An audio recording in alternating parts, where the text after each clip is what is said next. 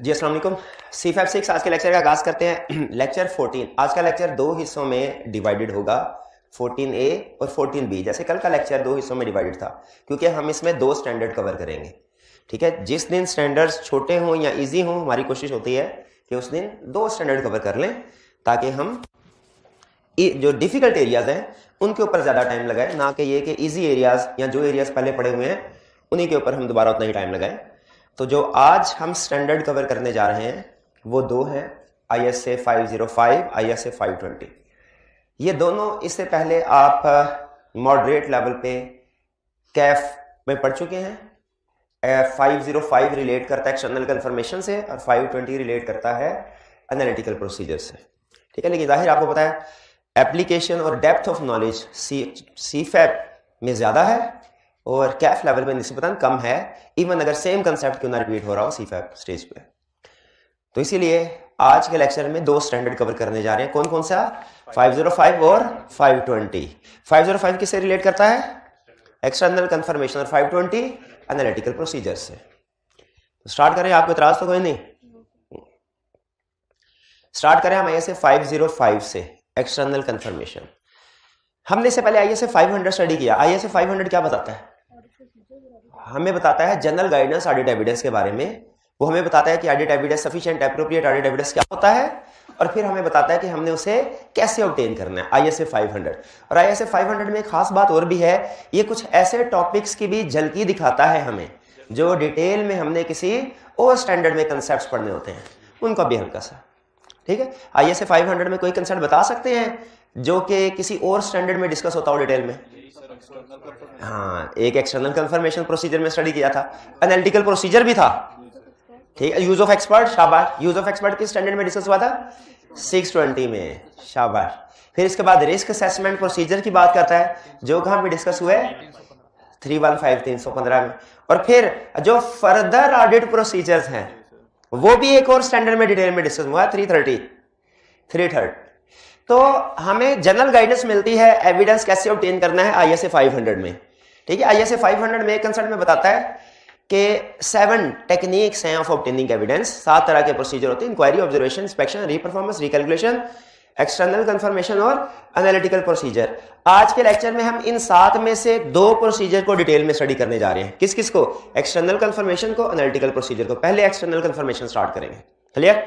Comfortable हो जाइए। Confirmation के बारे में कंसेप्ट्स, बेसिक कंसेप्ट्स आप ऑलरेडी कैफ 8 में पढ़े हुए हैं आपने। ठीक है, कुछ एक इक्का दुक्का नए कंसेप्ट्स आएंगे, ज्यादातर कंसेप्ट्स वही हैं, लेकिन एप्लीकेशन आपको पता है इन डेप्थ होगी। ठीक है, तो हम थोड़ा केस स्टडी के ऊपर ज्यादा फोकस करेंगे और केस स्टडी जो कंसेप्ट्स होंगे वो मैं आपके साथ उन कंसेप्ट्स के ऊपर ज्यादा काम करूंगा। सबसे पहले एक्सटर्नल कंफर्मेशन की डेफिनेशन। एक्सटर्नल कंफर्मेशन है क्या? एक्सटर्नल कंफर्मेशन के बारे में कहता है ये है ऐसा एविडेंस जो हम ऑब्टेन करते हैं। एक्सटर्नल कंफर्मेशन एक एविडेंस है जो हम ऑब्टेन करते हैं एज ऑडिटर। कहां से? थर्ड पार्टी से। थर्ड पार्टी से ऑब्टेन कर। भाई थर्ड पार्टी से क्या मुराद है? थर्ड पार्टी से मुराद है हमारे क्लाइंट के डेटर्स, हमारे क्लाइंट के क्रेडिटर्स, हमारे क्लाइंट के बैंकर्स, लॉयर्स, हर वो पर्सन जिसके साथ क्लाइंट डील करता है वो है थर्ड पार्टी। 2 पार्टीज तो एक होगी ना, ऑडिटर और क्लाइंट। इसके अलावा जितने भी लोग हैं जिनके पास हमारे क्लाइंट के बारे में इंफॉर्मेशन है, जितने भी लोग जिनके पास हमारे क्लाइंट के बारे में इंफॉर्मेशन है, वो कौन है? Third parties. तो उन थर्ड पार्टी से एविडेंस लेना, इंफॉर्मेशन लेना क्लाइंट के बारे में। ठीक है, ये कंफर्मेशन में सिखा रहा है हमें कि कंफर्मेशन में हम एविडेंस ऑब्टेन करेंगे थर्ड पार्टी से, और ये एविडेंस हम डायरेक्टली ऑब्टेन करेंगे, इनडायरेक्टली नहीं। डायरेक्टली और इनडायरेक्टली में फर्क क्या है? अगर एविडेंस कलेक्ट करने में क्लाइंट इन्वॉल्व हो जाए, एविडेंस कलेक्ट करने में क्लाइंट इन्वॉल्व हो जाए, इसे कहते हैं इनडायरेक्ट एविडेंस। और अगर क्लाइंट इन्वॉल्व ना हो तो कहते हैं डायरेक्ट एविडेंस। तो एक्सटर्नल कंफर्मेशन है डायरेक्टली यानी विदाउट इन्वॉल्वमेंट ऑफ क्लाइंट। इस लफ्ज में हमें एक बड़ा अहम कंसेप्ट समझा रहा है कि जब हम कंफर्मेशन लेटर सेंड करेंगे या रिसीव करेंगे, दोनों स्टेजेस पे क्लाइंट की इन्वॉल्वमेंट नहीं होनी चाहिए, वरना वो डायरेक्ट नहीं बल्कि क्या हो जाएगा? इनडायरेक्ट। तो कंफर्मेशन में इसने खास बात क्या बताई? ये एविडेंस ऑब्टेन करने का एक मेथड है जिसमें हम किससे एविडेंस ऑब्टेन करते हैं? थर्ड पार्टी मैनेजमेंट से नहीं, हालांकि मैनेजमेंट से भी हम एविडेंस ऑब्टेन किया करते हैं, लेकिन वो कंफर्मेशन नहीं कहलाता, वो कुछ और कहलाता है। अच्छा, फिर इसके बाद क्या कह रहा है कि रिटन फॉर्म में ऑब्टेन करेंगे, ज़बानी कलामी भी नहीं। एक्सटर्नल कंफर्मेशन किस फॉर्म में एविडेंस ऑब्टेन करने का नाम है? रिटन फॉर्म में। तीन अहम चीजें हैं, अपने पास अंडरलाइन कर लें। कौन कौन सी तीन अहम चीजें हैं? Directly, third party, written. Directly, third party और रिटन। क्या ज़बानी कलामी हमें एविडेंस मिल जाए, ठीक है, फोन पे कोई जवाब दे दे थर्ड पार्टी, वो कंफर्मेशन लेटर कहलाएगा? एक्सटर्नल कंफर्मेशन नहीं, रिटन होना जरूरी है, रिटन होना जरूरी। अच्छा, रिटन होना जरूरी है। रिटन किसी भी तरीके से हो सकता है, वो मैनुअली भी हो सकता है, हाथ से लिख दे, वो टाइपराइटर के जरिए, कंप्यूटर के जरिए टाइप करके प्रिंट करवा, वो भी रिटन है। वो ईमेल भेज सकता है, वो भी रिटन है। व्हाट्सएप कर सकता है, वो भी रिटन है, ठीक है। रिटन का मतलब लिखा होना चाहिए। इलेक्ट्रॉनिक रिस्पॉन्सेज जो आते हैं, कौन से? क्या वो रिटन होते हैं? क्या वो कंफर्मेशन कहलाते हैं? बिल्कुल कहलाते हैं। लेकिन इलेक्ट्रॉनिक रिस्पॉन्सेज में एक मसला होता है, क्या पता नहीं वो जेन्युइन सोर्स से आए हैं कि नहीं। कहीं ऐसा तो नहीं कि किसी और ने लेटर बना के जवाब लिख दिया हो। सोर्स कंफर्म करना मुश्किल होता है। ऐसे होता है ना, आपको ईमेल आई, मैसेज आया अननोन नंबर से, ठीक है, तो आपके लिए ये कंफर्म करना मुश्किल होता है कि ये सोर्स जेन्युइन है कि नहीं। ये न्यूज़ जो मुझे अननोन नंबर से मैसेज रिसीव हुआ, ईमेल आई, ये न्यूज़ रिलायबल है कि नहीं, ये डिटरमिन करना थोड़ा मुश्किल होता है ना। तो इलेक्ट्रॉनिक में स्टैंडर्ड कहता है रिटर्न एक्सेप्टेबल है। क्या है? एक्सेप्टेबल है। लेकिन इसमें मसला क्या है? इसका सोर्स वेरीफाई करना मुश्किल है, वो फिर आपको करना पड़ेगा, वो हमें करना पड़ेगा। और अगर कंफर्म हो सोर्स ठीक है, लेकिन जो आप फोन के जरिए से आ रहा हो, तो क्या वो कंफर्मेशन होगा? वो नहीं है। क्यों नहीं है? रिटर्न नहीं है। तो डेफिनेशन में हमें तीन बातें पता चली एक्सटर्नल कंफर्मेशन के बारे में। एक्सटर्नल कंफर्मेशन डायरेक्ट होती है, रिटर्न होती है थर्ड पार्टी से। डन जी। चलिए, केस स्टडी में इनमें से कोई ऊंच नीच करेगा, पहचान लेंगे, पहचान लेंगे कि डायरेक्ट नहीं, इनडायरेक्ट है, थर्ड पार्टी से नहीं है, या पेपर रिटन फॉर्म में नहीं है। आगे चलते हैं। एक्सटर्नल कंफर्मेशन जो हमें जो एज एविडेंस कमेंट करना है हमने, नेक्स्ट हमारा मकसद क्या है? हमने एक्सटर्नल कंफर्मेशन पे एज एविडेंस कमेंट करना है कि ये कैसा एविडेंस है। और हमने कल स्टडी की थी दो चीजें एविडेंस में, सफिशिएंट और एप्रोप्रिएट। एप्रोप्रिएटनेस में दो चीजें क्या डिस्कस की थी? रेलिवेंस और रिलायबिलिटी। अब हम जब कमेंट करने जा रहे हैं कंफर्मेशन के ऊपर, ये कैसा एविडेंस है, तो दो चीजों के ऊपर कमेंट करना है, रेलिवेंस और रिलायबिलिटी। पहले किस पे कमेंट करें? रिलायबिलिटी भी कर लेते हैं। रिलायबिलिटी के हमने कल पॉइंट्स पढ़े थे। रिलायबल एविडेंस कैसे एविडेंस को कहते हैं? एविडेंस में क्या खसूसियात हो तो हम कहते हैं रिलायबल है? एक्सटर्नल होना चाहिए, डायरेक्ट होना चाहिए, डॉक्यूमेंट्री होना चाहिए, ओरिजिनल होना चाहिए, और अगर इंटरनल है तो कंट्रोल स्ट्रांग होने चाहिए, इंटरनल कंट्रोल। बिल्कुल ठीक है। एक्सटर्नल कंफर्मेशन बताइए, इनमें से कितनी खसूसियात पे पूरा उतरता है? पहली पे तो नहीं उतरता, इंटरनल तो नहीं है, और एक्सटर्नल है, एक टिक हो गया, और डायरेक्ट है, दो टिक हो गए, और डॉक्यूमेंटेड है, शाबाश, तीन टिक हो गए, और ओरिजिनल है, फोटोकॉपी थोड़ी आती है, ओरिजिनल ही आता है साइन, चार टिक हो गए। तो बताइए, पांच में से चार टिक हो गए, रिलायबल बन गया कि नहीं? तो एक्सटर्नल कंफर्मेशन की रिलायबिलिटी हाई है, one of the most reliable evidence है। भाई ये बात समझ आ गए? अब अगली बात क्या थी? रेलिवेंस के ऊपर भी कमेंट करना है। क्या हमें यह पता है कि हर एविडेंस किसी ना किसी असर्शन से रिलेट कर रहा होता है, और हम जो असर्शन वेरीफाई करना चाहते हैं उसका रेलिवेंट प्रोसीजर परफॉर्म करना है? कल यही सीखा था ना। तो असर्शन याद है आपको? असर्शन याद है आपको? आज आपने घर जाके काम करना है, कैफ की कोई पुराना मटेरियल पड़ा हो, कोई भी किताब आपके पास पड़ी हो, उसमें एक कंसेप्ट जरूर होगा असर्शंस का, कि हम फाइनेंशियल स्टेटमेंट के एरिया को वेरीफाई करते हुए 6 असर्शंस को चेक करते हैं। आपने आज जरूर पढ़ लेना। अभी हम ये पढ़ने जा रहे हैं कि एक्सटर्नल कंफर्मेशन कौन कौन सी वाली असर्शन के लिए रेलिवेंट है और कौन सी वाली असर्शन के लिए रेलिवेंट नहीं है। अभी क्या पढ़ने जा रहे हैं? कौन सी असर्शन के लिए रेलिवेंट है, नहीं है। क्या एक्सटर्नल कंफर्मेशन सेंड करें, जवाब आ जाए कंफर्म है, कंफर्म हो गया कि पार्टी एग्जिस्ट करती है, जिंदा है, इसीलिए जवाब दिया उसने। अगर पार्टी एग्जिस्ट ना कर रही होती, जवाब ना देती। एग्जिस्टेंस के लिए कंफर्मेशन रेलिवेंट है कि नहीं? अगर एग्जिस्टेंस की असर्शन वेरीफाई करनी हो, कंफर्मेशन रेलिवेंट है? बिल्कुल है। चलिए जी, एक तो रेलिवेंस के ऊपर टिक लग गया, ठीक है। रिलायबिलिटी आपने बता दिया, हाईली रिलायबल है। फिर इसके बाद एग्जिस्टेंस पे टिक लग गया। राइट्स एंड ऑब्लिगेशन, अगली पार्टी ने लिख के दे दिया, हाँ जी हमने आपको 25 मिलियन रुपए अदा करने हैं। राइट्स एंड ऑब्लिगेशन स्टैब्लिश हो गया कि नहीं हुआ? हो गया, हमारा लिख के दे दिया, और कैसे मनवाए उसे, लिख के दे दिया उसने। तो राइट्स एंड ऑब्लिगेशन की असर्शन भी वेरीफाई होती है, बिल्कुल होती है। फिर इसके बाद हल्की सी असर्शन वैल्यूएशन की भी वेरीफाई होती है, लेकिन वैल्यूएशन में थोड़ा डाउट है, ये स्ट्रांग नहीं है, ये वीक एविडेंस है। दो असर्शन के बारे में वीक एविडेंस है, दो के बारे में कंफर्मेशन ज्यादा रेलिवेंट है, दो के बारे में कम रेलिवेंट है। ज्यादा रेलिवेंट किसके बारे में? एग्जिस्टेंस के बारे में, राइट्स एंड ऑब्लिगेशन के बारे में। अब थोड़ी टेक्निकल इसमें, वैल्यूएशन एक्सटर्नल कंफर्मेशन से वैल्यूएशन की असर्शन थोड़ा कम रेलिवेंट है। क्यों? इसलिए कि जब कोई पार्टी हमें कंफर्मेशन लेटर में साइन करके भेजती है ना कि उसने हमें 25 मिलियन अदा करना है, तो वो एक्नॉलेजमेंट ऑफ डेट तो है, लेकिन एबिलिटी टू पे नहीं है। भाई फर्क है ना दोनों में, एक्नॉलेजमेंट ऑफ डेट और चीज है, एबिलिटी टू पे और चीज है। अब मुझे बताइए आप क्या करेंगे? डेटर ने लिख के भेजा, भाईजान मैं मानता हूं आपके 25 मिलियन अदा करने हैं, लेकिन मैं कर नहीं पाऊंगा, सिर्फ 10 मिलियन अदा कर पाऊंगा। आपको ये जवाब आया, आप ऑडिटर हैं, क्या करेंगे? क्या करेंगे? प्रोविजन रिकॉर्ड कर लेंगे, कितने की? 15 मिलियन की। खा गए मार। आपने ये कैसे एज्यूम कर लिया कि बाकी का 10 मिलियन रिकवर हो जाएगा? बाकी के 10 मिलियन पे प्रोसीजर नहीं परफॉर्म करने चाहिए? ये केस स्टडी में टेस्ट किया था और कमेंट्स में फिर उसने बताया कि भाई वो मुंह से मान गया 15, बाकी का 10 तो चेक कर लो उस पे भी। भाई ये प्रोसीजर आपने ठीक बताया कि 15 मिलियन की प्रोविजन रिकॉर्ड, बाकी 10 मिलियन में भी तो करना है। तो कंफर्मेशन वैल्यूएशन के बारे में निस्बतन कम रेलिवेंट प्रोसीजर है। भाई एग्री करते हैं। कंप्लीटनेस के बारे में भी कम। कंप्लीटनेस कंफर्मेशन से वेरीफाई नहीं हो सकती, कैफ लेवल का कंसेप्ट है, लेकिन जो कैफ लेवल का कंसेप्ट नहीं है वो बताने लगा हूं। नॉर्मली कंफर्मेशन से कंप्लीटनेस वेरीफाई नहीं होती, एक सिचुएशन में हो सकती है, एक सिचुएशन में हो सकती है। बताइए कब?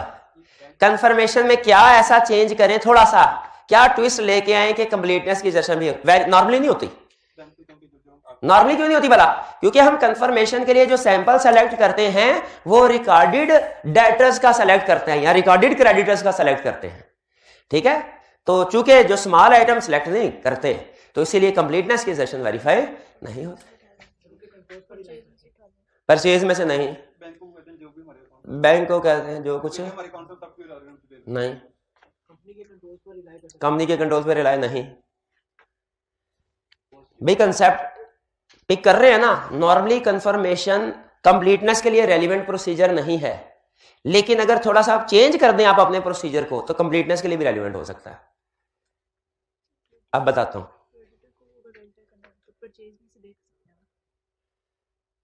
क्रेडिटर्स की लिस्ट लेंगे, mister A, mister B, mister C. इस साल की भी लिस्ट है, पिछले साल की भी लिस्ट है। सैंपल सेलेक्ट करेंगे, किस किस आइटम को सिलेक्ट करेंगे? इमेजिन कीजिए पिछले साल 20 मिलियन अमाउंट पेबल थी, इस साल 40 मिलियन है। ऐसे क्रेडिटर को सेलेक्ट करेंगे? करेंगे, शाबाश, बिल्कुल करेंगे।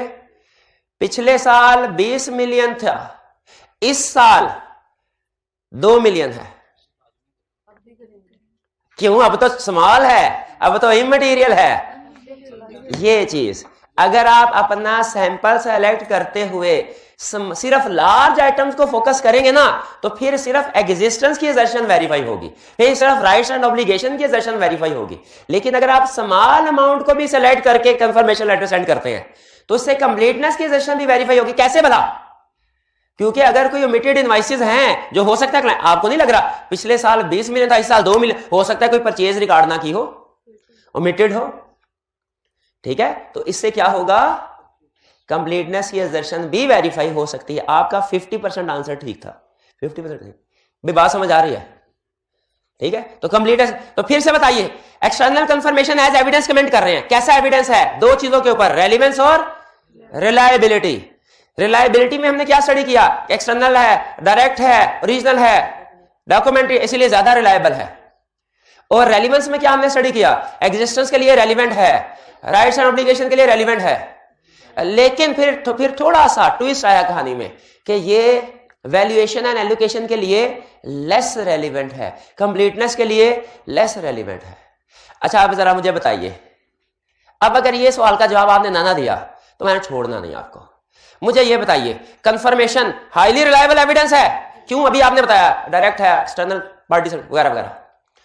कब एक्सटर्नल कंफर्मेशन लेस रिलायबल हो जाएगी? जब अगली पार्टी नॉलेजेबल ना हो। शाबाश। जब अगली पार्टी रिलेटेड पार्टी ना हो। शाबाश। रिलेटेड पार्टी हो, नॉलेजेबल ना हो, कॉम्पिटेंस ना हो, इंटेग्रिटी ना हो, ठीक है, तो उस सूरत में एक्सटर्नल कंफर्मेशन रिलायबल नहीं रहती। आपको पता है रिलेटेड पार्टी है, नॉर्मली कंपनीज की एसोसिएटेड कंपनीज होती है ना, उसके साथ लेन देन है। एसोसिएटेड कंपनी का जो कंफर्मेशन का जवाब आएगा हमारे लिए इतना रिलायबल नहीं होगा। क्यों नहीं होगा? क्यों नहीं होगा? रिलेटेड पार्टी ने अपने भाई की बात करनी है क्या? हमें इंडिपेंडेंट बात करेंगे भाई की बात। बिल्कुल बात समझ आ गई है? कमेंट हो गया हमारा। आखिरी क्वेश्चन आपसे पूछ रहा हूं, ये कंफर्मेशन से हट गया, प्रोसीजर्स का है लेकिन थोड़ा सा मिलता जुलता है। आपने कहा सर डेटर्स है, डेटर्स के ऊपर कंफर्मेशन लेटर सेंड कर रहे हैं, ठीक है। पहली सेशन पिछले साल 20 मिलियन है, इस साल बैलेंस 40 मिलियन है, इसे कंफर्मेशन के लिए उठाएंगे? क्यों? Just material amount. शाबाश। अच्छा पिछले साल 20 मिलियन है, इस साल 2 मिलियन है, इसको उठाएंगे? क्यों उठाएंगे? सिग्निफिकेंट चेंज है और कम ट्रांजैक्शन है हालांकि, लेकिन ट्रांजैक्शन लिमिटेड हो सकती है, इसलिए हमारे लिए रिस्क है। अच्छा पिछले साल 20 मिलियन था, इस साल भी 20 मिलियन ही है, इसे भी उठा तो छोड़ना किसको है? हाँ डिपेंड करता है। बिल्कुल। इसमें क्यों रिस्क है ये बताइए, और 50 रुपए इनाम पाइए। हाथ उठा के 1 2। हो सकता है प्रोविजन रिकॉर्ड होने वाली हो। क्यों? वो बैड डेट हो गया, पूरा साल में थोड़ा सा भी चेंज नहीं है, इसका मतलब है उसके साथ ट्रांजैक्शन सस्पेंडेड है। ट्रांजैक्शन सस्पेंडेड है तो मतलब क्या है? पैसा कोई भी नहीं है, पूरा साल हो गया पैसा नहीं आया, तो जिससे साल से पैसा नहीं मिला उम्मीद है आइंदा भी पैसा नहीं मिलेगा। शाबाश। हम उसे इसलिए उठाएंगे, सैंपल सेलेक्ट करेंगे उसका सैंपल में, क्योंकि रिस्क है बैड डेट का। शाबाश। बैड डेट के और नहीं, सिर्फ 2 प्रोसीजर बता दे, ये इनाम आपका हुआ। अभी नहीं लेकिन 2 प्रोसीजर बता। आई कैब ने सिर्फ रिस्क पूछना है कि प्रोसीजर भी पूछने हैं? प्रोसीजर भी पूछने हैं। बैंकरप्सी ऑफ डेटर, ये डेटर है आपके सामने, 2 प्रोसीजर बता दीजिए।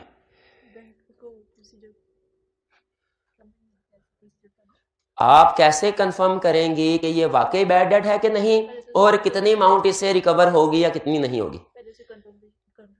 कंफर्मेशन लेटर भेजेंगे, वो कहेगा मैं तो अब कुछ भी नहीं करता, मैं तो घर में बैठा हूँ, लिक्विडेटर पॉइंट हो गया है, मैं तो इंस्टॉलमेंट हूं, मैं कुछ नहीं कर रहा। उसको नहीं भेजेंगे।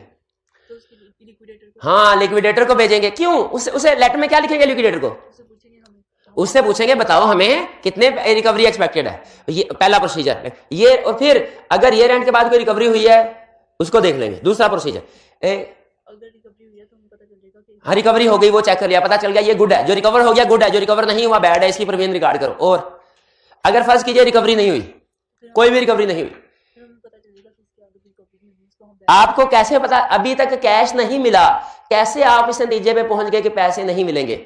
उस कंपनी की, अगर वो कंपनी है, उसकी बैलेंस शीट देख लें। ऐसा सर, शाबाश, बिल्कुल ठीक, बिल्कुल सही जवाब दे दिया आपने, शाबाश। ये नाम तो इस तरीके से हमने प्रोसीजर भी साथ साथ आपको बताया, ठीक है, प्रोसीजर भी साथ साथ बताएंगे सिचुएशन के लिहाज से। बार वापस आते हैं एक्सटर्नल कंफर्मेशन की तरफ। भाई ये एज एविडेंस कमेंट कर लिया हमने, डेफिनेशन में 3 अल्फाज क्लियर, एज एविडेंस क्लियर। आगे चले, केस स्टडी में पहचान लेंगे की कंसेप्ट्स को। आगे चलते हैं, एग्जांपल्स क्या हैं? एग्जांपल्स क्या है? रटी होती थी आपने कैफ लेवल पे, शाबाश, हिम्मत करें, भी याद है आपको। डेटर्स को, क्रेडिटर्स को, बैंक्स को, लायर्स को। बैंक और लायर्स, डेटर क्रेडिटर्स लाता क्यों है? वो लाजमी स्टैंडर्ड एक जगह पे एक कंसेप्ट लिखता है कि कुछ सिचुएशन ऐसी होती हैं जिनमें कंफर्मेशन का जवाब आना लाजमी है। हम लाजमी कंफर्मेशन ऑब्टेन करेंगे, ये एक जगह पे वो लिखता है कि जब रिस्क बहुत ज्यादा हो, एविडेंस सिर्फ एक्सटर्नल अवेलेबल हो या इंटरनल भी एविडेंस अवेलेबल है किसी चीज का, लेकिन वहां फ्रॉड रिस्क फैक्टर्स हैं, तो ऐसी सिचुएशन में जब एविडेंस सिर्फ थर्ड, जैसे केसेस की डिटेल क्या चल रही है, ये किसके पास होती है? लायर के पास। या अच्छा, बैंक के ट्रांजैक्शन की डिटेल कंपनी के पास भी होती है, लेकिन उसमें रिस्क ऑफ फ्रॉड ज्यादा होता है। बैंक के केस में बहुत फ्रॉड हुए हैं, कंफर्मेशन 2 नंबर कंफर्मेशन देते हैं बैलेंस ओवरस्टेट करके। तो इसीलिए इन केसेस में बैंक और लॉयर्स में हमें कंफर्मेशन आना लाजमी है, 100% लाजमी है। लेकिन डेटर्स और क्रेडिटर्स के केस में लाजमी नहीं है। आप 100% की बजाय सैंपल पे भी कंफर्मेशन लेटर भेज सकते हैं, और इवन सैंपल का भी अगर जवाब ना आए तो आप अल्टरनेटिव प्रोसीजर परफॉर्म कर सकते हैं, ठीक है। लेकिन जो काम नहीं कर सकते वो सुन लें। एक दफा किसी डेटर को सैंपल के लिए सेलेक्ट कर लिया ना, फिर उसको चेंज नहीं करना। या तो उसका कंफर्मेशन लेटर आएगा, कंफर्मेशन लेटर नहीं आता तो अल्टरनेटिव प्रोसीजर से एविडेंस लेना है, एविडेंस उसका लाजमी लेना है। मेरी बात समझ आ रही है? अगर जवाब नहीं आता तो अल्टरनेटिव प्रोसीजर से एविडेंस जरूर लेना है। ऐसे नहीं कि सर एक डेटर ए को लेटर भेजा था, नहीं जवाब आया, डेटर बी को लेटर भेज दे अब एक ही जगह पे, नहीं करना इसको, ठीक है। वही तो प्रॉब्लमेटिक एरिया है, इसी को तो ढूंढने निकले थे कि कौन से डेटर है जो जवाब नहीं देते हैं, जिनका जवाब फर्क है। मैं ये बात समझ आ गई? तो डेटर, बैंक और लॉयर से जवाब आना लाजमी है, जहन में रखिएगा। और डेटर और क्रेडिटर का जवाब आना लाजमी नहीं है। अगर नहीं आता तो अल्टरनेटिव प्रोसीजर। ये कैफ लेवल का एक केस स्टडी थी, उसने एक ही क्वेश्चन के अंदर 2 स्टेटमेंट बताई। एक था डेटर को कंफर्मेशन लेटर भेजा, जवाब नहीं आया। दूसरे में था बैंक को कंफर्मेशन लेटर भेजा, जवाब नहीं आया। स्टूडेंट ने दोनों में अल्टरनेटिव प्रोसीजर फिट कर दिया। हालांकि उसने कहा डेटर वाले केस में अल्टरनेटिव प्रोसीजर फिट होते हैं, बैंक में लाजमी कंफर्मेशन ऑब्टेन करना है। हमारा एक क्लाइंट था, कंफर्मेशन बैंक की ब्रांच थी, जवाब नहीं दे रहे थे। सीनियर ने मुझे खुद भेजा, उन्होंने कहा खुद जाओ बैंक के पास, ठीक है। वो मसरूफ होंगे क्योंकि बैंक हमारा क्लाइंट तो नहीं है, बैंक के ऊपर हमारा जोर नहीं होता। लेकिन अगर नहीं जवाब दे रहा तो हम चले जाए उसके पास। उधर बैठ के चाय भी पी के आया। वैसे नॉर्मली बैंक की चाय से हमारे कुछ सीनियर मना करते थे एहतियातन, लेकिन उस वक्त मैं पिया है, बाद में मना किया। तो चाय भी पिया और साथ में कंफर्मेशन लेटर से साइन भी करवा लाया। तो इसलिए याद रखें, बैंक और लॉयर्स का कंफर्मेशन का जवाब आना लाजमी है। चलिए आगे। अच्छा, क्या कुछ और सिचुएशन में भी कंफर्मेशन लेटर सेंड किया जा सकता है? ये किस सिचुएशन में? Assets held by third, for example inventory. क्या याद आया? ISA 501। शाबाश। तो प्रोसीजर बता सकते हैं? क्या बताइए भाई? ये सिचुएशन कुछ और है, ये है inventory held by third parties. ये वो सिचुएशन नहीं है कि बैलेंस शीट डेट पे स्टॉक आउट नहीं कर सके तो क्या करना है, ये वो नहीं है। क्वेश्चन को तो सही तरह पहचानो। क्वेश्चन कौन सा है ये? शाबाश। तो कैसे वेरीफाई करेंगे? कंपोनेंट ऑडिटर, स्टैंडर्ड में लिखा है, स्टैंडर्ड खोलेंगे। आपके पास 5 मिनट है, स्टैंडर्ड खोल के मुझे उस पॉइंट पे पहुंच के दिखाएं, 5 मिनट बाद आपको शहीद कर दिया जाएगा। शाबाश, जल्दी कर, जल्दी मेरा भाई। हाँ, नहीं है तो फिर कॉमन सेंस तो है ना, ये दिमाग तो है ना, कंसेप्ट तो है ना। अगर 2-3 प्रोसीजर ही बता दो है, आप बता सकते हैं, you can do it. Feel करो, हाँ मुझे आता है, कहो अपने आप को मुझे कंसेप्ट आता है। नहीं, मैंने रिवाइज भी किया है, पढ़ा है, कल क्लास में याद किया था। बोलने स्टॉक सिंगापुर पढ़ा है, हम पाकिस्तान में है, क्या करें? कंपोनेंट ऑडिटर को एंगेज कर लें उधर के। शाबाश। अब वो ज्यादा पैसे मांग रहा है, खुद चले जाए, इससे भी ज्यादा पैसे लग रहे, ये भी ठीक है, फिर क्या करें? कंफर्मेशन लेटर इसको भेज दें। कंफर्मेशन लेटर, यही तो कंसेप्ट है कि थर्ड पार्टी को कंफर्मेशन लेटर भी भेजा जा सकता है जिसके पास इन्वेंट्री पड़ी है। सिंगापुर गए, उसकी इन्वेंट्री को 2 लोगों की इन्वेंट्री के साथ मिक्स थी। उसने कहा बस सुपर कर्नल और टोटा चावल दोनों मिक्स हो गए हैं। हमने कहा हमारे क्लाइंट का तो सुपर कर्नल था। उसने कहा अब जो है यही है, क्या करें? अलग-अलग नहीं ना हो सकता, क्या करें? Scope limitation. शाबाश, याद है ना? अगर अल्टरनेटिव प्रोसीजर से अलग-अलग कर सकते हैं आप तो ठीक है। मेरा ख्याल है कि 300-400 दिन लग जाएंगे आपको, जितना क्लाइंट का स्टॉक है, ठीक है। इन्वेस्टमेंट, बाज़ औक़ात ब्रोकर के पास इन्वेस्टमेंट्स होती है ना, हो सकता है क्लाइंट ने शेयर्स खरीद के शेयर सर्टिफिकेट अपने पास रखे हों, हो सकता है किसी ब्रोकर के साथ इलेक्ट्रॉनिकली होल्ड कर रहे हो। तो ब्रोकर के पास अगर या बाज़ औक़ात क्या होता है, बैंक्स के पास सिक्योरिटी के तौर पे कुछ एसेट्स रिक्वायर होते हैं, ये आपको पता है? बैंक के पास हो सकता है कोई लीगल डॉक्यूमेंट्स, लोन वगैरह, हो सकता है इन्वेंट्री प्लेज करवाई। इस सिचुएशन में सेम कंसेप्ट, हाँ बैंक से जो खुद भी विजिट कर सकते हैं, जाके इंस्पेक्ट कर सकते हैं डॉक्यूमेंट्स के एसेट्स, कंफर्मेशन लेटर भी सेंड कर सकते हैं, सेम कंसेप्ट। एग्जाम में वो कोई इसी तरह की प्रॉब्लमेटिक सिचुएशन देगा, अगर तो ये ऊपर वाली में से उसने दे दिया क्वेश्चन, वो तो बहुत आसान, वो नॉर्मली इसमें से क्लियर? अच्छा, मुझे याद आया इससे, asset held by third party से तो आपको ISA 501 याद आ गया ना? ये लॉयर से याद नहीं आया? ISA 501 में क्या कंसर्न पड़ा था लॉयर से रिलेटेड? क्या पड़ा था? लिटिगेशन अगर क्लाइंट के खिलाफ पेंडिंग है तो कुछ प्रोसीजर्स थे। शाबाश, बताइए कौन से प्रोसीजर? ना, लेटर तो एंड में बात आती थी, उससे पहले भी 4 प्रोसीजर थे, मुझे याद है सब जरा। हाँ, एक्सपेंस अकाउंट, शाबाश। और ये ले, आप कोई से 3 प्रोसीजर बता दें इंक्लूडिंग लेटर वाला, ये 50 रुपए आपके। पहला इन्होंने बता दिया इन्होंने एक्सपेंस अकाउंट, कम्युनिकेट करना है, ये दूसरा हो गया, ये कम्युनिकेट करेंगे एक्स्ट्रा। लेकिन कम्युनिकेशन के तरीके भी मैंने आपसे पूछने, वो बाद में पूछूंगा। ये तो 2 हो गए, 3 और थे। कुछ पढ़ना था। नहीं, हमने कुछ पढ़ना था क्लाइंट पे, इसके प्रोसीजर में। मिनट्स ऑफ मीटिंग, किसके मीटिंग? 2 शाबे गवर्नर, शाबाश। चलें, आपके थोड़ा सा आप अड़ी हैं, लेकिन फिर भी माफ कर सकते हैं हम, अगर आप हमें यह बता दें कि एक्सटर्नल लीगल काउंसिल को कम्युनिकेट करना है ना, डिस्कस करना है ना लीगल काउंसिल। ISA 501 3 ऑप्शंस देता है, बताइए कौन कौन सी ऑप्शन है और किस सिचुएशन में कौन सी ऑप्शन यूज की जाती है? ISA 501 क्या बताता है? 3 ऑप्शन बताता है ना, 3 ऑप्शन बताता है। डायरेक्ट मीटिंग अगर ज्यादा कॉम्प्लेक्स मैटर हो तो, लेकिन ये डायरेक्ट मीटिंग किसकी मौजूदगी में होगी? हाँ, मैं ठीक है, एक ऑप्शन होगी शाबा। और लेटर ऑफ जनरल इंक्वायरी, उसमें लिस्ट ऑफ लिटिगेशन नहीं होती, ठीक है, वो हम पूछते हैं उससे कि बता दो, आप लिस्ट भी दे दो, आउटकम भी दे दो।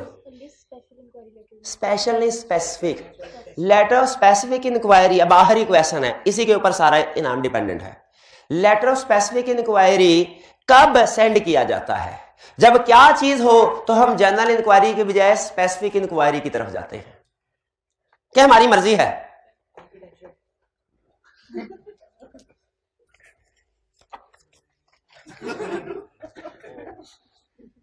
बता दूं? शाबाश। जब लोकल लॉयर को मना कर रहे हो कि जनरल इंक्वायरी का जवाब नहीं देना, उस पर भी तो कुछ कॉन्फिडेंशियलिटी वगैरह की दूसरी रिक्वायरमेंट्स हो सकती हैं, तो जब लोकल लॉ मना कर रहे हो तो फिर हम जनरल इंक्वायरी नहीं बल्कि स्पेसिफिक इंक्वायरी। चले, एक चांस और, हिम्मत की है इन्होंने काफी, एक चांस और। लेटर ऑफ स्पेसिफिक, भाई चलते चलते प्रीवियस टॉपिक की रिवीजन हो जाए, कोई कबाहत तो नहीं है ना? अच्छा बताइए, लेटर ऑफ स्पेसिफिक इंक्वायरी में हम क्या क्या इंफॉर्मेशन इंक्लूड करके लॉयर को देते हैं? और कोई नहीं बोलेगा। लिस्ट ऑफ लिटिगेशन, एक चीज और, लिस्ट ऑफ लिटिगेशन, हाँ, असेसमेंट। शाबाश, बिल्कुल ठीक है जी। तो ये भी तो 501 डिस्कस करता है भाई, इसमें क्यों नहीं याद आया आपको? इन्वेंटरी में याद आ गया, लॉयर इसमें भी याद आ रहा है, कोई बात नहीं भाई। एग्जांपल्स क्लियर हो गए? आगे चलते हैं। स्टेप्स क्या होंगे? आपने आज फैसला किया एक्सटर्नल कंफर्मेशन लेटर सेंड करना है, स्टेप्स क्या होंगे? अब स्टेप सुन ले। Step number 1, step number 2, step number 3। Step number 1, decide करे टाइमिंग, किस वक्त कंफर्मेशन लेटर सेंड करना है, या यूं कह लीजिए किस डेट का बैलेंस कंफर्म करवाना है। हम 90% केसेस में बल्कि मेरे तो 100% केसेस, मेरे तजर्बे के मुताबिक, ठीक है, जितना हम हर क्लाइंट पे ये रेंट का बैलेंस ही कंफर्म करवाते हैं। लेकिन स्टैंडर्ड ये कहता है कि क्या आपको पता है, आप जिस तरह इन्वेंट्री का रूल है ना, इन्वेंट्री का वो ही कंफर्मेशन का भी रूल है। इन्वेंट्री का क्या रूल है कि बेहतर यही है बैलेंस शीट डेट पे करो, लेकिन अगर आगे पीछे कर ली किसी वजह से, जैसे इंटरम ऑडिट कर रहे हैं, टाइम कम है, आपने 31 अक्टूबर पे कंफर्मेशन लेटर भेज दिया, भेज सकते हैं कि नहीं? भेज सकते हैं, लेकिन क्या करना है फिर? इंटरवीनिंग ट्रांजैक्शन को वेरीफाई करना है, इंटरवीनिंग ट्रांजैक्शंस को वेरीफाई करना है। भाई इन्वेंट्री में भी यही किया था ना। इंटरवीनिंग ट्रांजैक्शन कौन सी होती है? जो इन 2 महीनों के दरमियान की होंगी। चलिए, तो पहले टाइमिंग डिसाइड हो गई, टाइमिंग। फिर इसके बाद क्या क्या डिसाइड, क्या फैसला किया आपने, कब कंफर्मेशन लेटर सेंड करना है, इंटरम डेट पे कि फाइनल पे? फाइनल पे। चलिए, ये डिसीजन हो गया जी, मैनेजर ने डिसीजन कर लिया है, फाइनल डेट पे ये रेंट पे कंफर्मेशन लेटर सेंड किया जाएगा। अगला स्टेप क्या है? पार्टीज कौन कौन सी सेलेक्ट करनी, किन किन पार्टी, क्या सारे के सारे बैंक्स को कंफर्मेशन लेटर सेंड कर दे? Yes, banks.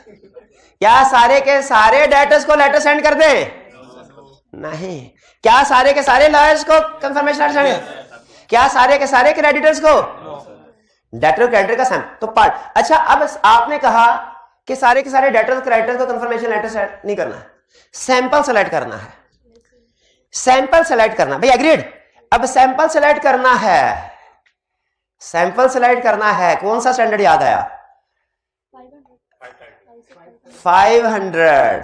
500 क्या आपको बताता नहीं कि आइटम्स को सेलेक्ट करना है तो 3 तरीके हैं? 100%, शाबाश शाबाश। 100% स्पेसिफिक आइटम सिलेक्शन, सैंपलिंग। और फिर सैंपलिंग कैसे होगी, ये तफसील कहां दर्ज है? ISA 530 में सैंपलिंग की तफसील। 500 में तो सिर्फ वो नाम दे के हल्का हल्का कंसेप्ट दे के निकल जाता है। सैंपलिंग की डिटेल किधर है? 530। तो अभी 530 नहीं पढ़ा, 500 पढ़ा है। इसीलिए आपसे पूछता हूं, आपने डेटर को सिलेक्ट करना है, क्रेडिट को सिलेक्ट करना है, क्या करेंगे? उनकी क्लासिफिकेशन करेंगे डेटर्स एंड क्रेडिटर्स की। तो जो बड़ी क्लास होगी ऊपर वाली टॉप, चंद एक डेटर्स जिनको 40, 50, 60% ड्यू है, उनको सबको सिलेक्ट कर लो। और वो डेटर्स या वो क्रेडिटर जिनमें रिस्क ज्यादा है, उनको भी सिलेक्ट कर लो। स्पेसिफिक आइटम्स, ये स्पेसिफिक आइटम सिलेक्शन हो जाएगी।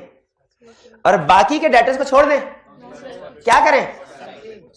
सैंपलिंग। शाबाश, मेरी बात समझ आए? तो यहां पे क्या कह रहा है? डिसाइड करो पहले टाइमिंग। टाइमिंग का मतलब क्या है? इंटरम ऑडिट के ईयर एंड। फिर पार्टीज का मतलब क्या? इसके सिस्टम को डिसाइड करना है। डेटर और क्रेडिटर में डिसीजन होता है। डिसाइड इंफॉर्मेशन, क्या कहना चाह रहा है? इंफॉर्मेशन क्या कहना, पूछना क्या है उनसे? हालचाल पूछे, पूछने की जरूरत नहीं है। प्रोफेशनल कहते उम्मीद है आप खैरियत से होंगे, बस बताने की जरूरत नहीं है हमें। हम पहले उम्मीद कर रहे हैं आप खैरियत से। हमें ये बताइए बैलेंस कितना है? अच्छा, ये तो पूछते ही पूछते हैं। क्या हम अच्छा 4 एग्जांपल्स हैं। पहले कौन सी एग्जांपल? डेटर क्रेडिटर, बैंक के लॉयर। कौन सी एग्जांपल? डेटर। डेटर को कंफर्मेशन लेटर सेंड करेंगे, क्लोजिंग बैलेंस तो कंफर्म करें ही करेंगे। क्या इसके अलावा कोई और इंफॉर्मेशन भी कंफर्म करवा सकते हैं? अगर करवा सकते हैं तो बताइए कौन सी और क्यों? कौन सी और क्यों? क्या खरीदा था? जो क्लाइंट बेच रहा था वही खरीदा था। और क्या खरीदा? ऐसे क्या कहते हैं? पेमेंट कब करेंगे वापस? उसी हिसाब पेमेंट कब करेंगे? Terms and condition. अच्छा चलिए, गुड्स इन ट्रांजिट है कुछ, तो उसकी इंफॉर्मेशन। गुड्स इन ट्रांजिट हैं। अगर कोई डिस्प्यूट चल रहा है अमाउंट का, उसके बारे में इंफॉर्मेशन। और राइट टू रिटर्न, ये पार्टी को दिया है कि नहीं डेटर को, ये पूछना चाहिए कि नहीं? क्यों? हो सकता है ईयर एंड के बाद उसने चीजें वापस करनी हो। IFRS 15 में कुछ इस तरह की बात थी कि अगर राइट टू रिटर्न के साथ चीजें दी हैं तो जब तक वो कंफर्म ना कर दें या जब तक वो पीरियड ना एक्सपायर हो जाए, राइट, तब तक वो आपकी सेल, हालांकि क्लाइंट ने क्या किया होगा। अगली एग्जांपल, क्या ये पूछना चाहिए कि ए डेटर, क्या हमारे क्लाइंट ने आपको कोई वारंटी दी है? वारंटी दी है? वारंटी दी है तो कितने साल की दी है? ये क्यों पता करना चाहिए? हाँ, रिस्क। हमारा अगला टॉपिक है एनालिटिकल प्रोसीजर, उसमें रिस्क असेसमेंट भी हम सीखेंगे। उसमें एक चीज बताता है, कहता है क्लाइंट को हमारा क्लाइंट 3 साल की वारंटी दे रहा था, कोई नहीं खरीद रहा था, उसने बढ़ा के वारंटी 5 साल की कर दी, धड़ाधड़ लोग खरीदना शुरू हो गए, सेल्स इसलिए बढ़ गई। बाकी की चीजें वैसे ही हैं जैसी पिछले साल थी, सेल्स बढ़ गई। सही हुआ कि गलत? क्या गलत हुआ? प्रीवियस वारंटी भी बढ़नी चाहिए थी। शाबाश, ठीक है। तो डेटर को सिर्फ क्लोजिंग बैलेंस थोड़ी कंफर्म करवाएंगे, बाकी चीजें भी। और आपको पता होना चाहिए बाकी चीजें क्यों करवाएंगे, उनके हमारे आर्ट पे क्या इंप्लीकेशन है। ठीक है जी। बैंक को सिर्फ क्लोजिंग बैलेंस कंफर्म करवाना चाहिए। कोई प्लेज वगैरह है, लोन लिया है, टर्म्स एंड कंडीशन क्या है, repayment schedule, breach of contract हुई है कि नहीं। शाबाश, ये तो मुझे वो केस स्टडी याद आ गई जो 3 दफा, जहां तक मुझे याद आ रहा है, CFAP में पूछ रहा है कोई और, लेकिन मिलती जुलती है। अगर इजाजत नहीं डिस्कस कर दूं। टाइम थोड़ा सा ज्यादा लग जाए प्रॉब्लम तो कोई नहीं है। उसने कहा कि अच्छा इसको किसी और केस के साथ भी मिला देता हूं। कल हमने केस स्टडी किया था ना, वो क्या था, बीवीई वाला और एवी वाला, वैल्यूएशन वाला, जिसमें उसने दो डिफरेंट वैल्यू से वैल्यूएशन करवाई थी। इस क्वेश्चन में थोड़ा सा चेंज करके आपके सामने रख रहा हूं। पुराने वैल्यूअर्स ने वैल्यूएशन करवाई थी 80 मिलियन उसने कहा, और नए वैल्यूअर ने जो वैल्यूएशन रिपोर्ट दी वो दी 90 मिलियन की। 10 मिलियन इममटीरियल है। 10 मिलियन क्या है? मटीरियलिटी लेवल 25 मिलियन है, तो 10 मिलियन इममटीरियल है। क्लाइंट से हमने कहा, क्लाइंट ने कहा मैं करेक्ट नहीं करूंगा। ये बताइए रिपोर्ट में क्या इफेक्ट आएगा? कुछ भी इंपैक्ट ऑन रिपोर्ट बताइए। इंपैक्ट ऑन रिस्क नहीं पूछ रहा, इंपैक्ट ऑन प्रोसीजर नहीं पूछ रहा, इंपैक्ट ऑन रिपोर्ट पूछ रहा हूं। ऑडियोमीटर कैसे आ जाएगा? इममटीरियल चीजों पे भी कभी की एडेड मैटर आता है पगले। इममटीरियल चीजों पे कभी की एडेड मैटर नहीं आता। लिख ले मेरा भाई, इममटीरियल चीजों पे कभी की एडेड मैटर नहीं आता। वो तो आता है मोस्ट सिग्निफिकेंट भी नहीं, और ये इममटीरियल पे की एडेड मैटर दे रहा है।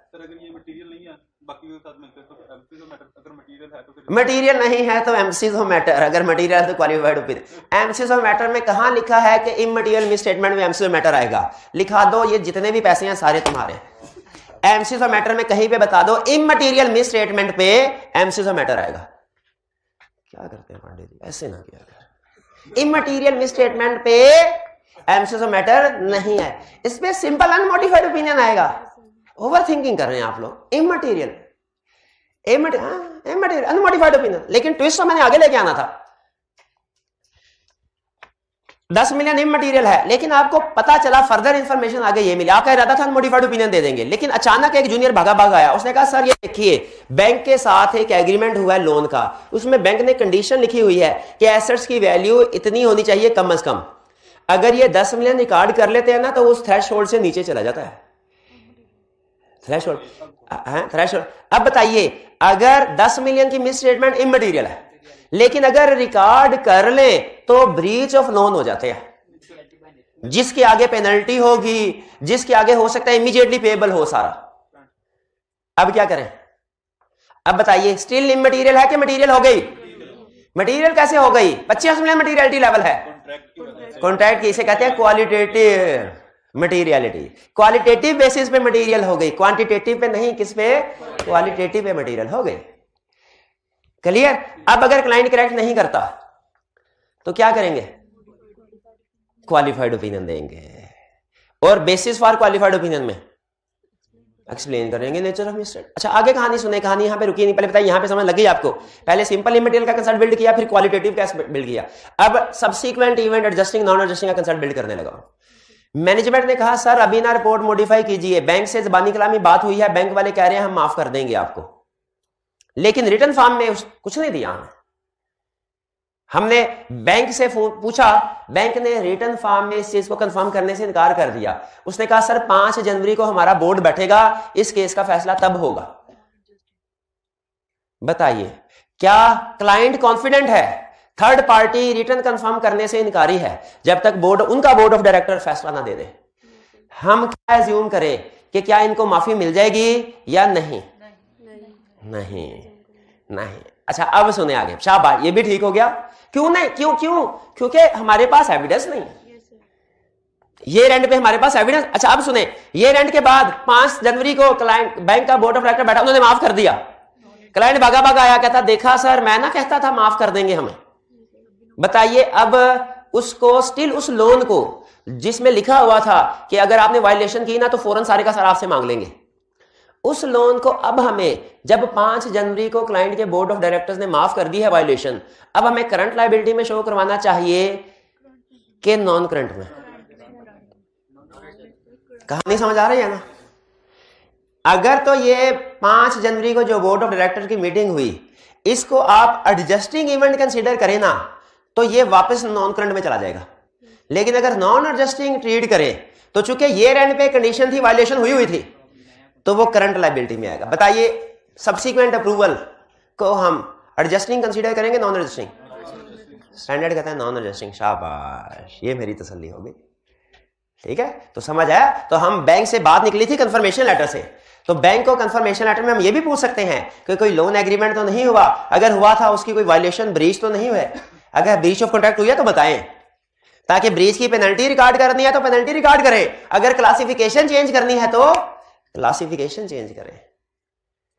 देखा कितना अहम है कंफर्मेशन लेटर। ठीक है, बैंक को भी कंफर्मेशन लेटर सेंड करते हैं। सॉरी, बैंक को तो बता दिया सर, ये लॉयर को भी कंफर्मेशन, उसमें उसमें क्या क्या इंफॉर्मेशन होती है वो भी क्लियर हो गया। चले, और क्राइटर को कंफर्मेशन लेटर सेंड करेंगे, उसमें क्या क्या करवाएंगे? पेबल कितना है, क्या टाइमली पे हो रहा है, कोई ओवरड्यू तो नहीं है, कोई ओवरड्यू है, क्राइटर ने कहा जी है जी ओवरड्यू, पैसे नहीं दे रहे, ये पैसे ही नहीं दे रहे, तो क्या इससे इंडिकेशन है कि क्लाइंट फाइनेंशियल प्रॉब्लम में है, फाइनेंशियल प्रॉब्लम में है। ठीक है, अच्छा मुझे ये बताइए, हमने एनालिटिकल प्रोसीजर पढ़ना है और इंशाल्लाह आज ही पढ़ना है, उसमें कहता है पिछले सालों के साथ इस सालों के फिगर्स को कंपेयर करो, इससे रिस्क आइडेंटिफाई होते हैं। इसे क्या होते हैं? अब मैं इंफॉर्मेशन आपके सामने रख रहा हूं, आपने बताना है रिस्क कोई आइडेंटिफाई हो रहा है कि नहीं। पहली इंफॉर्मेशन, पिछले साल की निस्बत इस साल क्रेडिटर कम है, क्या रिस्क?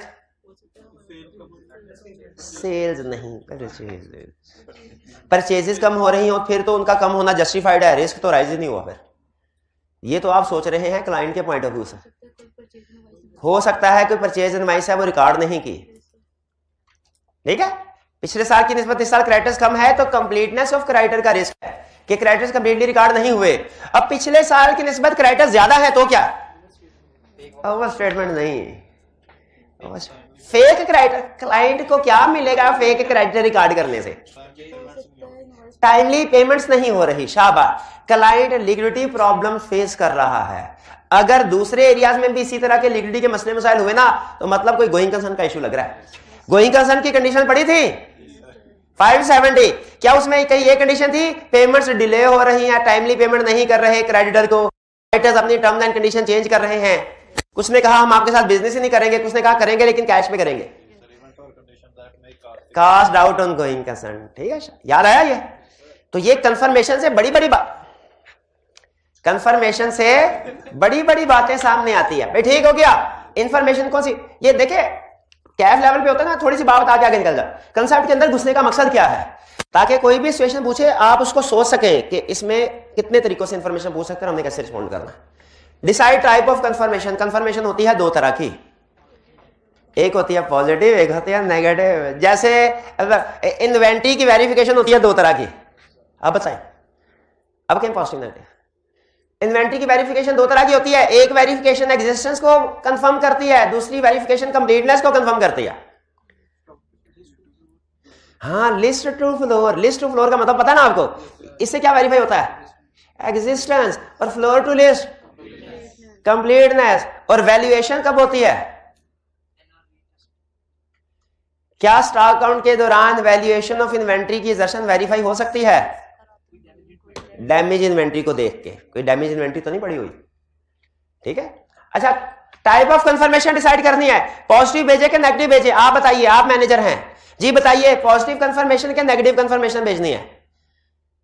अब आप कहें अगर रिस्क कम है तो नेगेटिव, वरना पॉजिटिव। स्टैंडर्ड कहता है दो तरह की कंफर्मेशन होती है, इसको डिटेल में डिस्कस कर लेते हैं, पॉजिटिव नेगेटिव। पॉजिटिव में हम उस पार्टी से कहते हैं हर केस में, चाहे अगर बैलेंस एग्री करता है तो भी जवाब दे, डिसएग्री करता है तो भी जवाब दे। और नेगेटिव कंफर्मेशन में क्या कहते हैं? डिसएग्री है तो जवाब दे, एग्री है तो जवाब देने की जरूरत। स्टैंडर्ड कमेंट करते हुए कहता है आगे, इन दोनों टाइप्स को बताने के बाद कमेंट्री करते हुए कहता है कि पॉजिटिव ज्यादा रिलायबल है, नेगेटिव कम रिलायबल है। इसलिए कि पॉजिटिव में तो एग्रीमेंट डिसएग्रीमेंट हर हाल में आपके पास आंसर आएगा, नेगेटिव में सिर्फ उस वक्त आप जवाब मांगते हैं अगर बैलेंस डिफरेंट हो। तो बात बात ऐसा होता है लेटर कहीं खो जाता है, लेटर क्लाइंट इग्नोर कर देता है, तो खो गया, इग्नोर कर दिया, आप क्या समझ रहे हैं? जवाब नहीं आया क्योंकि खो गया था, क्योंकि इग्नोर कर दिया था, डिसरिगार्ड कर दिया था क्लाइंट ने। लेकिन आप क्या समझ रहे हैं? इसीलिए नेगेटिव कंफर्मेशन लेस रिलायबल है पॉजिटिव की निस्बत, पॉजिटिव ज्यादा रिलायबल। तो पॉजिटिव तो जब चाहे सेंड कर दे, नेगेटिव सिर्फ उस वक्त सेंड करना है जब चार शर्तें पूरी हो। अच्छा, इससे ये ना समझे, जब मैंने ये कहा ना कि positive confirmation is more reliable then negative confirmation, इसका ये मतलब नहीं है कि पॉजिटिव कंफर्मेशन परफेक्ट है, उसमें भी प्रॉब्लम है। क्या कि पार्टी जवाब तो देती है लेकिन बाज़ औक़ात चेकिंग किए बगैर विदाउट ड्यू वेरिफिकेशन साइन करके भेज देती है। अगर विदाउट, तो ये प्रॉब्लम है। इसका हल क्या है? इसका हल बताए।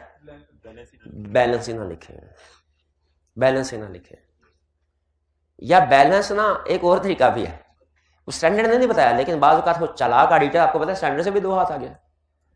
कहता है किसी ने आपका 1000 रुपया लिया हो ना और आपको वापस ना कर रहा हो, उससे सिर्फ इतना पूछ ले, भाई मेरा 2000 कब वापस करोगे?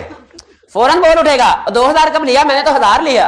आप कहना ओहो अच्छा अच्छा ठीक है गलती लगी, 1000 कब वापस? अब नहीं मुकर सकता। अब उसी तरह थोड़ा सा उसका अनफेवरेबल, अगर पैसे देने हैं तो कम लिख के भेज दो, या लिखो ही ना, या कम लिख के भेज दो, और अगर पैसे लेने हैं तो ज्यादा लेके भेज दो, वो जवाब दे ही देगा, ठीक है, चेक करके। तो पॉजिटिव में ये ब्लैंक कंफर्मेशन का जिक्र करता है कि अमाउंट लिखे ही ना, वो चेक करके भेजे। नेगेटिव कंफर्मेशन के बारे में क्या कहता है वो? ये भी यूज कर सकते हैं जब 4 कंडीशन पूरी हो, चारों कौन कौन सी चारों? हाँ, लार्ज नंबर, ये सारी पॉजिटिव और नेगेटिव की वो हमें बात कर रहा है कि जब large number of small balances हो, छोटे छोटे बहुत ज्यादा बैलेंसेस हो, जब रिस्क कम हो, रिस्क क्या हो?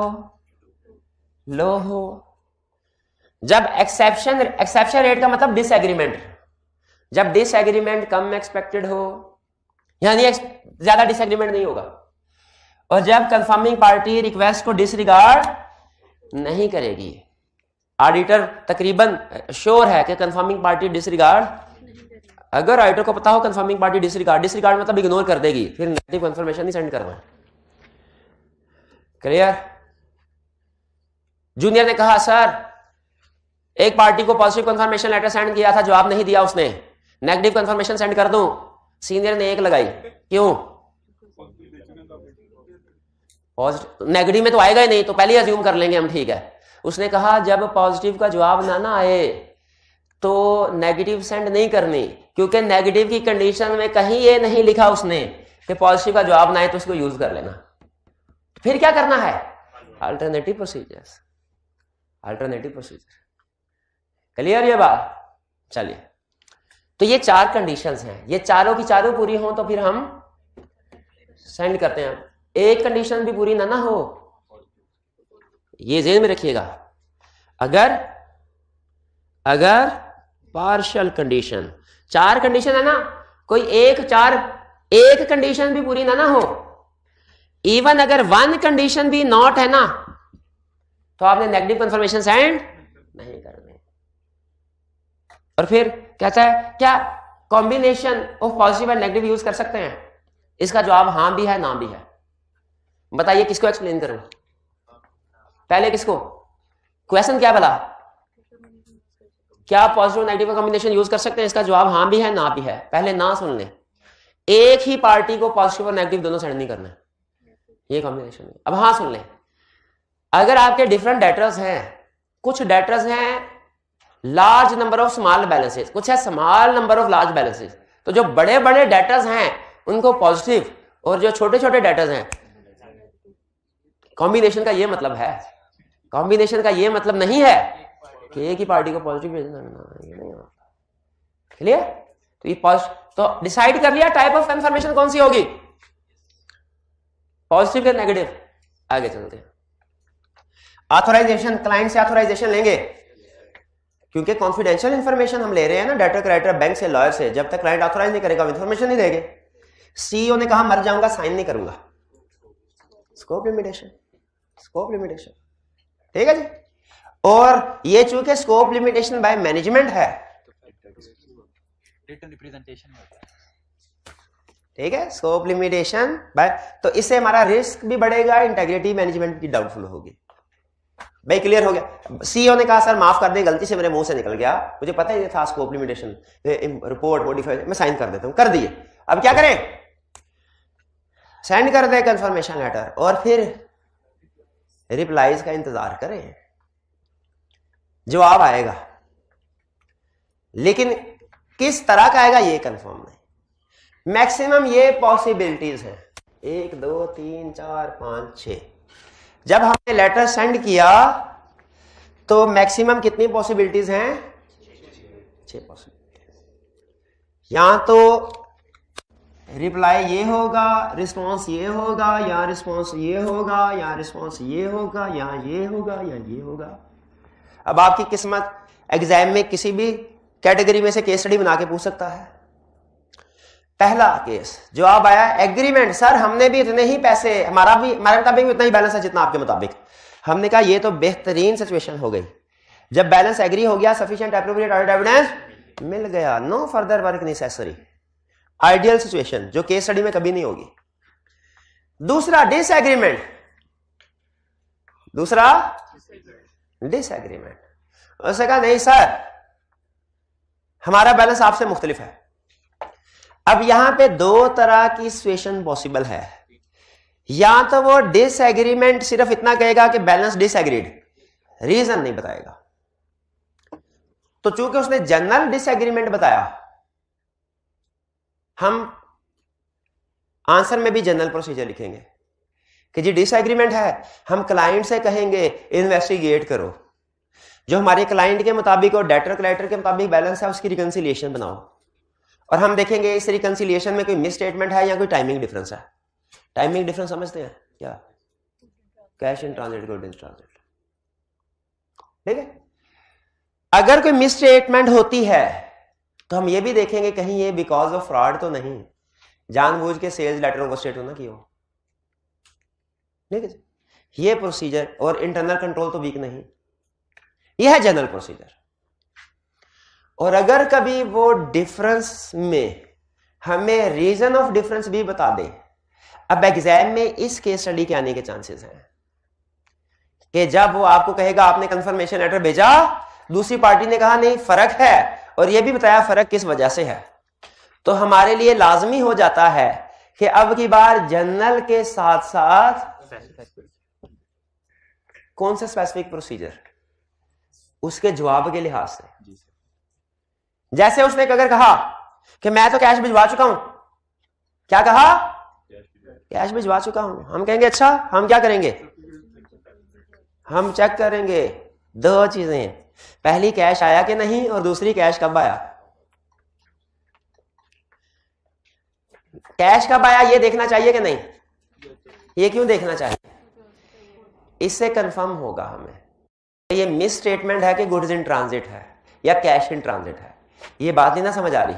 सुनिए, हमने डेटर को कंफर्मेशन लेटर भेजा, डेटर ने कहा वो तुम लोग कह रहे हो कि तुमने 25 मिलियन रिसीव करना है, मैंने तो सिर्फ 20 मिलियन देना है, 5 मिलियन का चेक तो मैं मुरखा 30 दिसंबर को भेज चुका हूं। हमने अब क्या देखना है? हमने देखना चेक हमारे क्लाइंट ने कब रिसीव किया। अगर उसने 1 जनवरी को रिसीव किया तो ये टाइमिंग डिफरेंस है, और अगर 31 दिसंबर को रिसीव किया तो 31 दिसंबर को रिसीव किया तो इसका मतलब है ये मिस स्टेटमेंट है। मिस स्टेटमेंट है तो फर्दर ये भी देखना है क्लाइंट के कंट्रोल्स वीक है या कि रिस्क ऑफ फ्रॉड है। जैसे तो अगर वो रिसीव, अब सुनिए गौर से, 31 दिसंबर को रिसीव हुआ, रिकॉर्ड हुआ 1 जनवरी को, हम कहेंगे controls over cash receipts are weak, क्योंकि जिस दिन की ट्रांजैक्शन उसी दिन रिकॉर्ड होनी चाहिए। और अगर पता चलता है कि रिसीव उसने भेज दिया, इधर किसी ने रिसीव कर लिया कैशियर ने, लेकिन रिकॉर्ड ना 1 तारीख को किया, ना उसके बाद कभी किया, ना उसके बाद कभी किया, ये रिस्क ऑफ फ्रॉड है कि वो पैसे अपने अकाउंट में तो नहीं उसने जमा करवा दिया। मैं समझ आया? मेन कंसेप्ट क्या सिखाया? जब कभी डिसएग्रीमेंट होगा ना और कोई रीजन क्वेश्चन में बता देता है, आप पर लाजिम हो जाता है, क्या लाजिम हो जाता है? स्पेसिफिक, उस सिचुएशन के लिहाज से स्पेसिफिक प्रोसीजर बताने हैं, ठीक है जी? ठीक है। अब ये कुछ स्पेसिफिक रिस्पॉन्स है, ये इनकी डिटेल आपके नोट्स में मौजूद है कि ये जवाब आए तो ये प्रोसीजर परफॉर्म करने हैं, ये जवाब आए तो ये प्रोसीजर परफॉर्म करना है। अगर जवाब आए ही ना तो क्या करेंगे? देखेंगे पार्टी को डेटर है तो अल्टरनेटिव प्रोसीजर से एविडेंस लेंगे। अल्टरनेटिव प्रोसीजर क्या हो सकते हैं?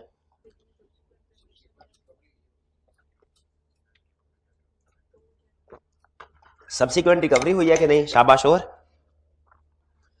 30% रिकवरी हुई है, 70% नहीं। 70% का क्या करें? डॉक्यूमेंट्स देख लें। कौन से डॉक्यूमेंट्स?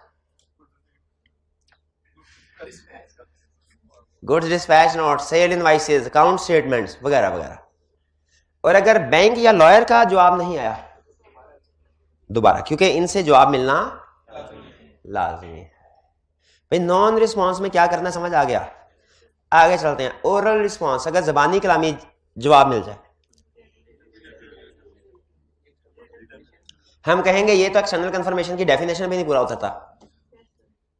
और क्लाइंट से क्या, कंफर्मिंग पार्टी से क्या कहेंगे?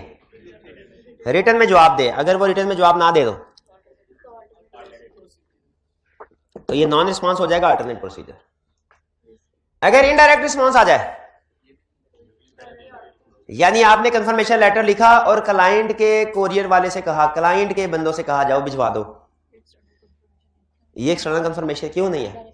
डायरेक्ट नहीं है।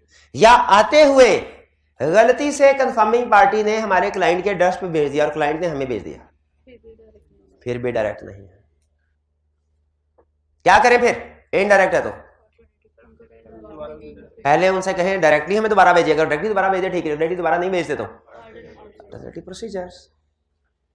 इलेक्ट्रॉनिक रिस्पांस, हाँ ये आया ना काम का। इलेक्ट्रॉनिक रिस्पांस कौन सा होता है? ईमेल वगैरह के जरिए से, जीमेल के जरिए से आ जाए, व्हाट्सएप के जरिए से आ जाए। इसमें क्या ये एक्सटर्नल कंफर्मेशन की डेफिनेशन में पूरा उतरता है? यस, क्योंकि रिटर्न होता है। लेकिन इसमें एक मसला है। क्या मसला है?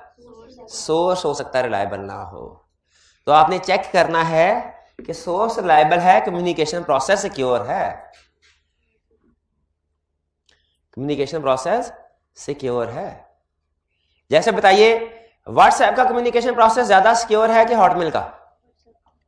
एंड टू एंड इंक्रिप्शन याद है, लिखा होता है ना, तो सिक्योर होना चाहिए। क्योंकि हो सकता है हमारा क्लाइंट किसी हैकर से कांटेक्ट करके तो डेटर का अकाउंट हैक कर ले और वहां से कंफर्मेशन सेंड करवा दे। करने वाले बड़े बड़े लोग काम करते हैं। इसीलिए हमने ये देखना है कि क्या रिलायबल सोर्स है। और अगर स्टैंडर्ड एक जगह पे ये भी लिखता है किसी जगह पे कि अगर आपको शक हो ना तो आप कांटेक्ट बैक करके उनसे पूछ सकते हैं कि आप ही ने कंफर्मेशन लेटर भेजा कि नहीं भेजा। ये भाई ये रिप्लाई सारे क्लियर हो गए। अब लास्ट कंसेप्ट वो कहता है अगर मैनेजमेंट रिफ्यूज कर दे कि मैं कंफर्मेशन लेटर सेंड नहीं करने दूंगा आपको, वो कहे कुछ पार्टीज को कर ले, कुछ पार्टीज को कंफर्मेशन सेंड ना करें, हम क्या करेंगे? क्लाइंट की मानेंगे कि अपनी चलाएंगे? अपनी चलाएंगे। शाबाश। तो फिर क्लाइंट साइन करने को तैयार नहीं और क्लाइंट के साइन के बगैर कंफर्मिंग पार्टी जवाब नहीं देगी। अगर मैनेजमेंट रिफ्यूज कर दे, क्या करें? रीजन पूछे मैनेजमेंट से, सर क्या रीजन है? या तो रीजनेबल जस्टिफिकेशन होगी या नहीं होगी। क्या कोई दुनिया में रीजनेबल जस्टिफिकेशन हो सकती है किसी पार्टी को कंफर्मेशन लेटर सेंड ना करने की? क्या डिस्प्यूट राइज हो रहे हो? अगर रीजनेबल जस्टिफिकेशन है तो अल्टरनेटिव प्रोसीजर की तरफ चले जाए। अल्टरनेटिव प्रोसीजर एविडेंस मिल जाए तो बहुत अच्छा, ना मिले तो स्कोप लिमिटेशन। और अगर रीजनेबल जस्टिफिकेशन नहीं है तो भी स्कोप लिमिटेशन। लेकिन अब की बार हमारा रिस्क भी बढ़ जाएगा, इंटीग्रिटी भी डाउटफुल हो जाएगी। कुछ कुछ बात समझ आई? चलिए ये थे हमारे तकरीबन सारे कंसेप्ट। इक्का दुक्का कोई कंसेप्ट अगर रह गया हो तो आप पूछ लीजिएगा। मेजर कंसेप्ट्स मेरा ख्याल है मैंने सारे कवर कर दिए हैं। अब आपके पास 3 मिनट का टाइम है, जल्दी से इसको गो थ्रू कर लें, फिर इसके पास्ट पेपर्स की तरफ हम चलते हैं। ठीक है जी, कंसेप्ट सारे आपने एक दफा गो थ्रू जल्दी से कर लेने। आपका टाइम स्टार्ट होता है अब। ये ऑनलाइन वाले स्टूडेंट आप लोग भी पास करें लेक्चर को और एक दफा नोट्स को गो थ्रू कर लें, फिर इसके बाद हम पास्ट पेपर्स की प्रैक्टिस की तरफ चलते हैं। जी तो रीडिंग आपने कर ली होगी, कोई क्वेश्चन पूछना चाहते हो तो पूछ लीजिए जी। अच्छा हाँ, ये एक लाइन लिखी है कि a response with restrictive language does not invalidate reliability of response. इसका मतलब क्या है? देखिए नॉर्मली प्रैक्टिस में अगर हम 100 पार्टीज को कंफर्मेशन लेटर भेजे ना तो याद रखिए 60 to 70 पार्टीज का जवाब आता है, बाकी पार्टीज का जवाब नहीं आता। ठीक है, तो जवाब को पार्टीज बाद बात ये समझ रही होती है शायद अगर उन्होंने लिख के दे दिया ना कि इतने पैसे ड्यू हैं तो ये कोई लीगल एविडेंस बन जाएगा और बाद में अगर कोई एरर या मिशन हुआ ना तो वो पार्टी उसको क्लेम नहीं कर सकेगी, क्योंकि वो उसको साइन करके दे चुकी है कि बैलेंस इतना है। इसीलिए हम कंफर्मेशन में समटाइम ये लिख देते हैं, या कंफर्मिंग पार्टी जवाब देते हुए ये लाइन लिख देती है कि this confirmation is only for the purpose of audit, not valid for court purposes. Not valid for court purpose का मतलब क्या है कि इसे किसी लीगल केस में एविडेंस के तौर पे प्रेजेंट नहीं किया जा सकता, ये सिर्फ ऑडिट में एविडेंस के तौर पे से यूज किया जाएगा। इसे कहते हैं रिस्ट्रिक्टिव लैंग्वेज, के रिस्ट्रिक्ट कर दिया कि कंफर्मेशन सिर्फ ऑडिट के लिए यूज होगी, लीगल के पर्पज के लिए नहीं। अगर ये इस तरह की लाइन लिख दी जाती है, ठीक है, इसे रिस्ट्रिक्टिव लैंग्वेज भी कहते हैं, बाज़ बात इसे क्वालिफाइंग लैंग्वेज भी कहते हैं। अगर इस तरह की बात लिख दी जाए तो क्या अब ये कंफर्मेशन एज ऑडिटर हमारे लिए एक्सेप्टेबल है कि नहीं, रिलायबल है कि नहीं है, यही कह रहा है कि अगर ये लिख भी दिया गया हो तो इससे रिलायबिलिटी डाउटफुल। क्लियर? और कोई क्वेश्चन? चलिए अब फिर हम चलते हैं पास्ट पेपर्स के क्वेश्चन की तरफ, स्टार्ट करें जी।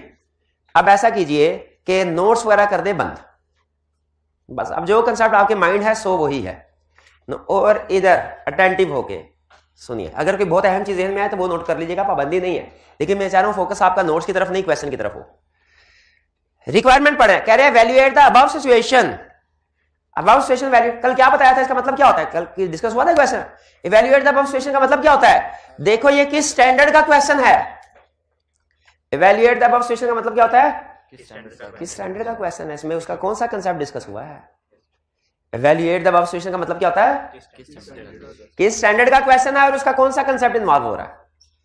And briefly explain steps that auditor would require to carry out in the above situation. और बताओ ऑडिटर को क्या स्टेप्स लेने पड़ेंगे इस सिचुएशन में, ऑडिटर को क्या स्टेप्स लेने हैं। क्या स्टेप्स लेने में सिर्फ प्रोसीजर्स आएंगे जो ऑडिटर ने परफॉर्म करने हैं, या रिपोर्टिंग इंप्लीकेशन भी आएंगी।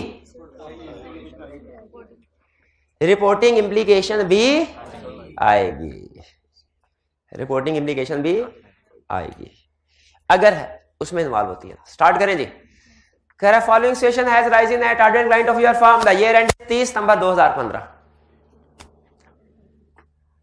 A client obtained confirmation of balance through email. The email contains a Word file attachment which lists the intercompany balance as well as certain other information. Client has forwarded the email to the audit team. सबसे पहले बताइए वही evaluate the above situation कौन सा है, इसलिए to external confirmation. और इसमें क्या मसला है, डायरेक्ट नहीं इनडायरेक्ट है, शाबाश। और खागे मार, खागे मारा, फिर से देख लें।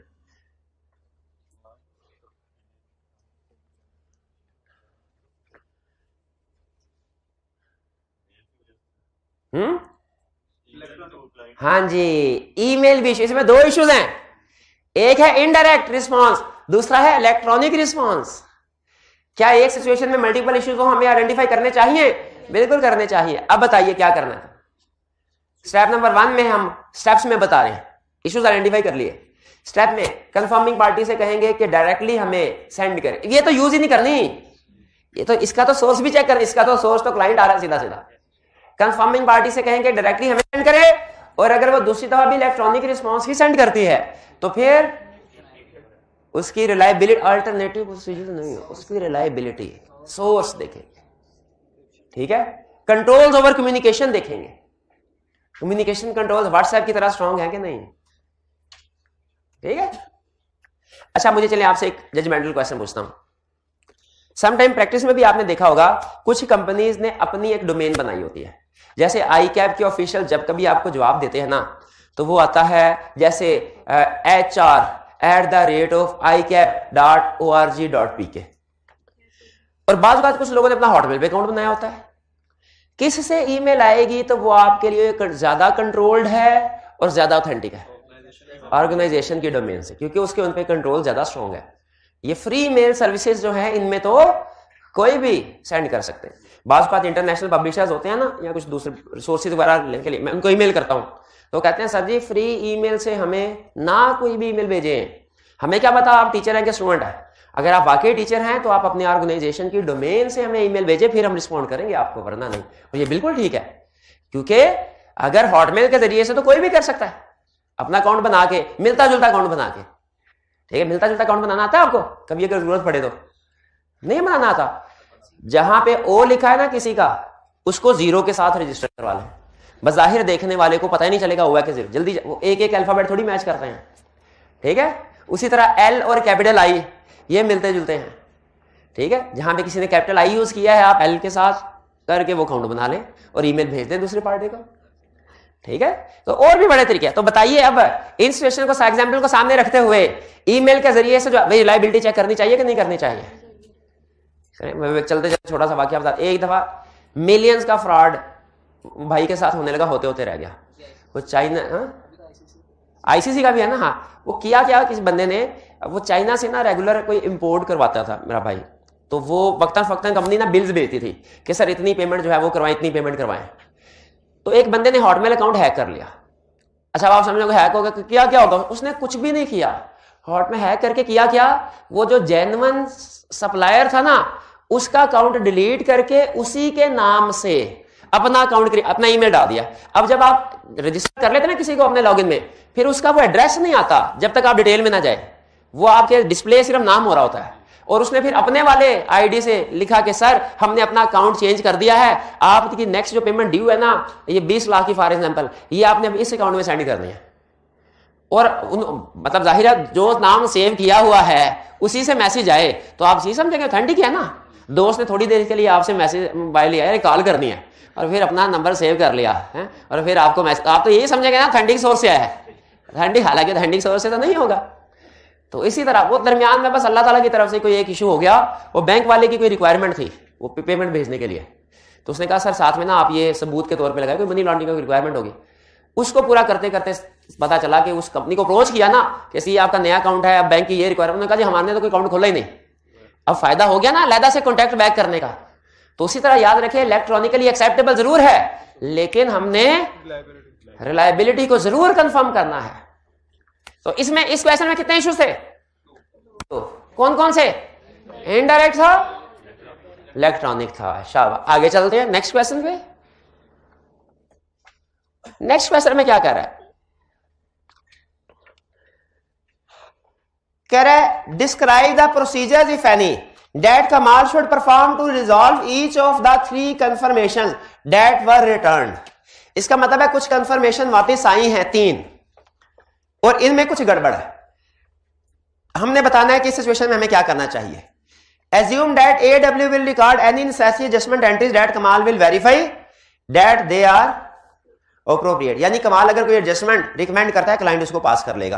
तो बताइए अब हमें एज ऑडिटर क्या करना है। ऊपर 3 उसने कोई कंफर्मेशन भेजे हैं। फिर बी में कह रहा है assume that Kamal sent second request for accounts receivable initially selected for confirmation for which no responses were received। अब ये कोई और केस है, कह रहा है कुछ भेजा था रिप्लाई नहीं आया। Describe alternative procedure that Kamal should apply for such receivables. Alternative procedure क्या होंगे, सब्सिक्वेंट रिसीट्स के पेमेंट्स, डेटर्स को भेजा है ना, सब्सिक्वेंट और अकाउंट स्टेटमेंट और GRN सुनना चाह रहा था, यही सुनना चाह रहा था, GRN नहीं GDN। डेटर का केस नहीं है, सप्लायर का है। नहीं आया कोई नहीं, और इंतजार कर ले थोड़ी देर। भाई ये बी क्लियर हो गया, बी इसमें कोई प्रॉब्लम तो नहीं। अब एक ही तरह, अब ये 3 सिचुएशन उसने हमें बताई हैं, 3 सिचुएशन। पहले ऊपर कहानी पढ़ लेते हैं। कहानी में क्या कह रहा है, Kamal a chartered accountant is engaged to audit the financial statements of Ahmad wholesalers for the year ended June 30, 2004. Kamal obtained and documented an understanding of AW's internal controls relating to accounts receivable and assessed control risk relating to accounts receivable as high. इसका मतलब क्या हुआ, positive send करेगा कि negative, positive confirmation.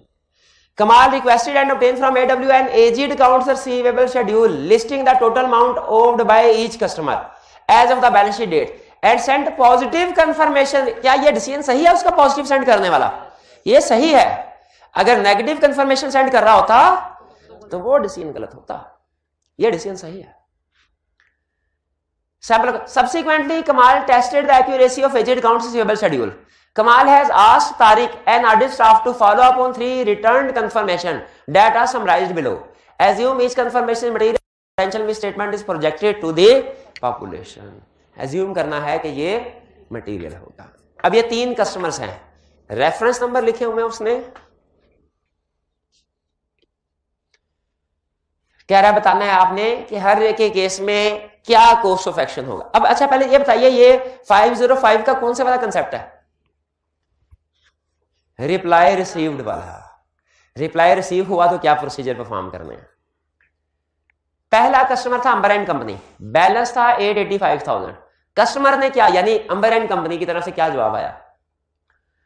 उनका yes we order ₹885,000 worth of goods from AW in May. 885,000 की goods हमने order की थी मई में। However, we mailed a check for 885,000 on June 8, 2004। जून 8 को हमने चेक भेज दिया। ईयर एंड क्या था? 30 जून था। 8 जून को उसने चेक भेज दिया।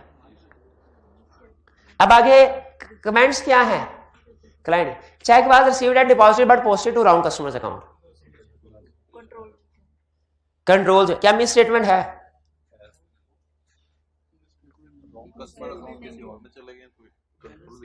क्या कंट्रोल तो वीक हैं? एग्रीड। क्या misstatement in financial statement है? क्यों नहीं है?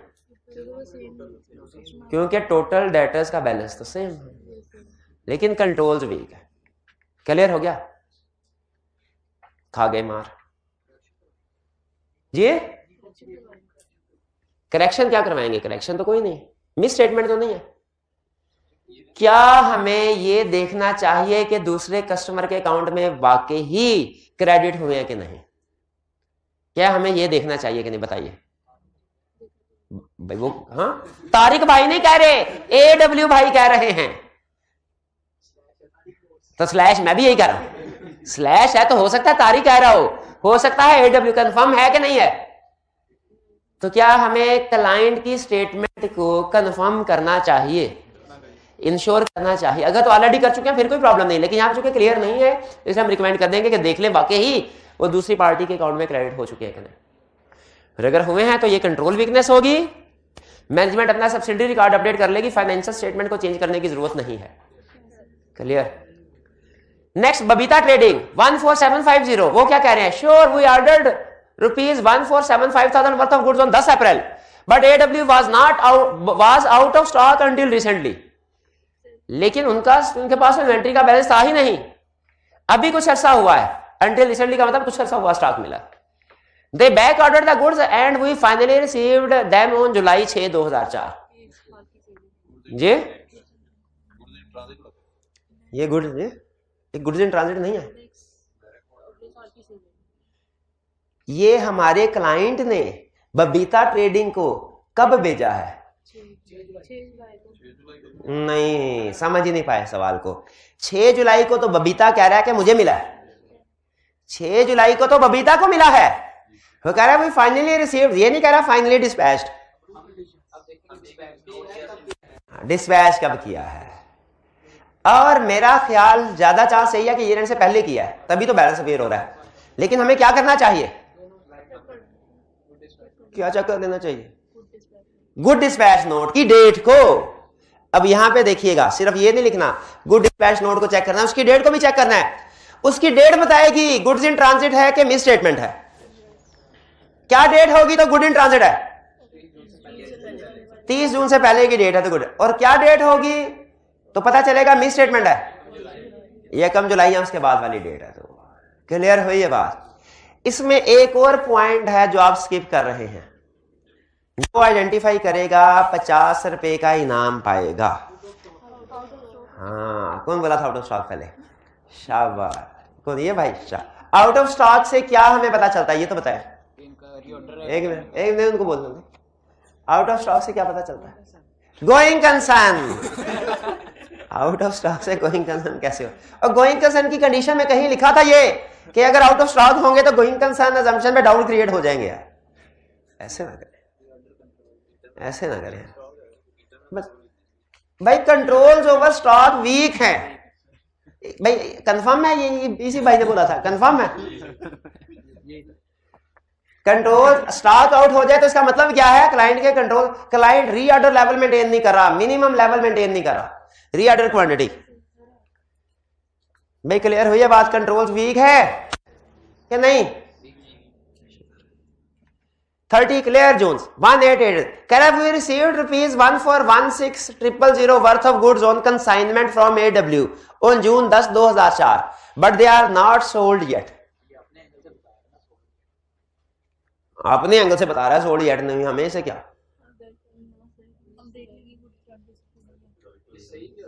इसमें दो इश्यूज हैं।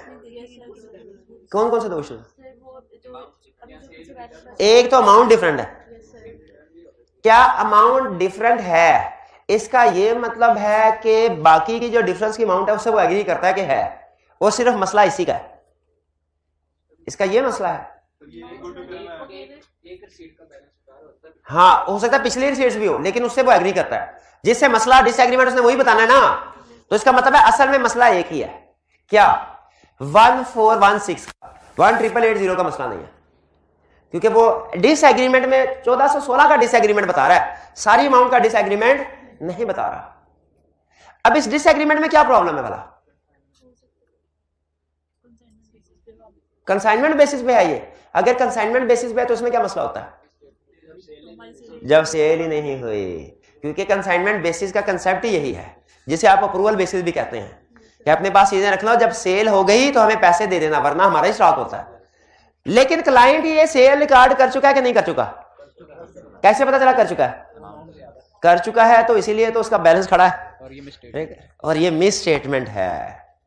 क्या करेंगे हम क्लाइंट को सजेस्ट?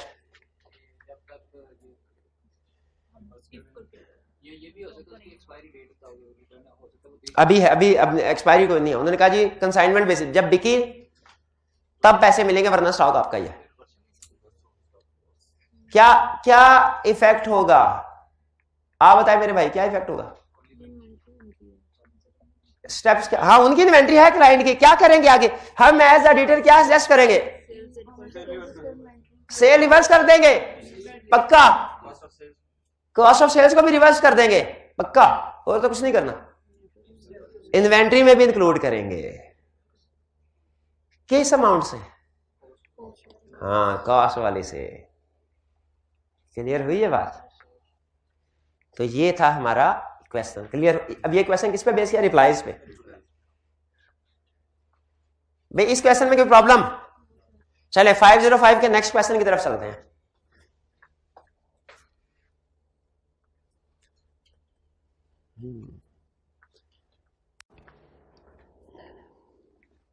रिक्वायरमेंट कह रहे इवैल्यूएट द अबव सिचुएशन, इसका क्या मतलब होता है? कौन से स्टैंडर्ड का कौन सा कंसेप्ट है? स्टैंडर्ड के अंदर भी तो 3-3 4-4 कंसेप्ट होते हैं ना, कौन सा कंसेप्ट है? And determine the course of action in respect of above situation.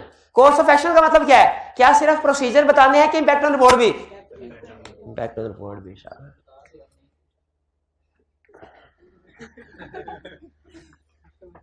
जब स्पेसिफिकली लिख दिया है उसने, तो जनरल रूल अप्लाई होगा कि specific? Specific. Reporting implication are not required. Not required. You are the audit manager responsible for the audit of Mechanical Engineering Limited (MEL), which provides mechanical parts to different industries. The draft financial statement for the year ended 30 September 2016 show profit before tax 150 million and total assets rupees 1.2 billion.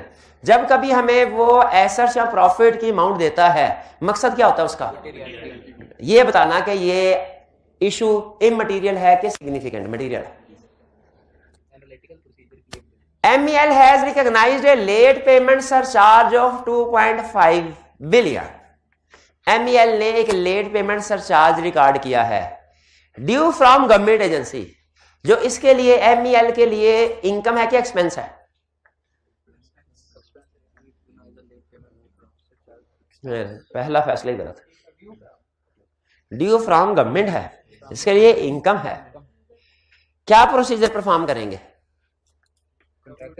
Contract वगैरह देखेंगे। ठीक है, अगर वो ये procedure पूछता तो हम कहते हैं जी कॉन्ट्रैक्ट को इंस्पेक्ट करेंगे, उनकी आपस में कॉरेस्पॉन्डेंस देखेंगे, लेट डिलीवरी के ऊपर जो हुई है। Last year audit report was qualified with respect to recognition of late payment surcharge. Last year का ऑडिटर इस बात पे एग्री नहीं कर रहा था, उसके ख्याल में ये रिकॉग्नाइज नहीं होना चाहिए था, उसने ओपिनियन को क्वालिफाई कर दिया। The management has informed you that the government authorities have conveyed their willingness to pay rupees 2 billion instead of 2.5 billion. उन्होंने कहा जी 2.5 हमने रिकॉर्ड किया था, गलत था, क्योंकि अब गवर्नमेंट ने कहा है, एजेंसी ने कहा है 2 बिलियन दे देंगे, 2.5 बिलियन नहीं, 2 बिलियन पे कर देंगे। And has provided you a written representation with respect to set amount. MEL however wants to preclude you from sending a confirmation to the relevant agency। लेकिन वो चाहते हैं कि आप रेलिवेंट एजेंसी को कंफर्मेशन लेटर सेंड ना करें, उसकी बजाय रिटन रिप्रेजेंटेशन ले लें इनसे, एवेल्युएट कीजिए। इस सिचुएशन में क्या क्या मसले मसाइल है, मसले सही आइडेंटिफाई करेंगे तो फिर आगे कोर्स ऑफ एक्शन की तरफ जाएंगे। अगर मसला ही इवेल्युएट नहीं किया सही तो कोर्स ऑफ एक्शन भी सही नहीं है। बताइए क्या क्या इश्यूज हैं इसमें। रीजन नहीं बताइए कि क्यों कंफर्मेशन लेटर सेंड करने से मना कर रहे हैं, तो इसका मतलब हमें अपने सोल्यूशन में दोनों पॉसिबिलिटी डिस्कस करनी चाहिए कि मैनेजमेंट से इंक्वायर करेंगे, अगर उनकी रीजनेबल जस्टिफिकेशन है तो अल्टरनेटिव प्रोसीजर की तरफ जाएंगे, नहीं है तो स्कोप लिमिटेशन और इशू। अच्छा बताइए, एक के कंफर्मेशन से मना किया, रीजन नहीं बताई, हम अपने सोल्यूशन में ये रीजनिंग वाला पॉइंट लिखेंगे। एग्रीड? क्या सोल्यूशन में ये लिखना चाहिए कि written representation alone sufficient appropriate evidence नहीं होता? हमने 580 अभी कवर नहीं ना किया, चले इसको रिटर्न रिप्रेजेंटेशन वाले पॉइंट को छोड़ देते हैं, ठीक है, वो बाद में जब कवर कर लेंगे फिर आपको समझ आ जाएगा। और कोई इशू हमें देखना चाहिए इसमें?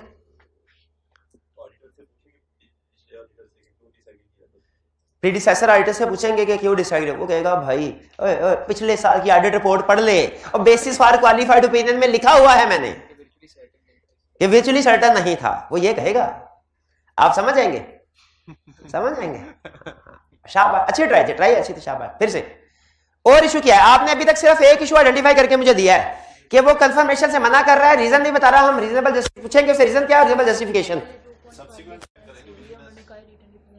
हाँ, 2.5 बिलियन की क्या रिटर्न रिप्रेजेंटेशन ले लो तो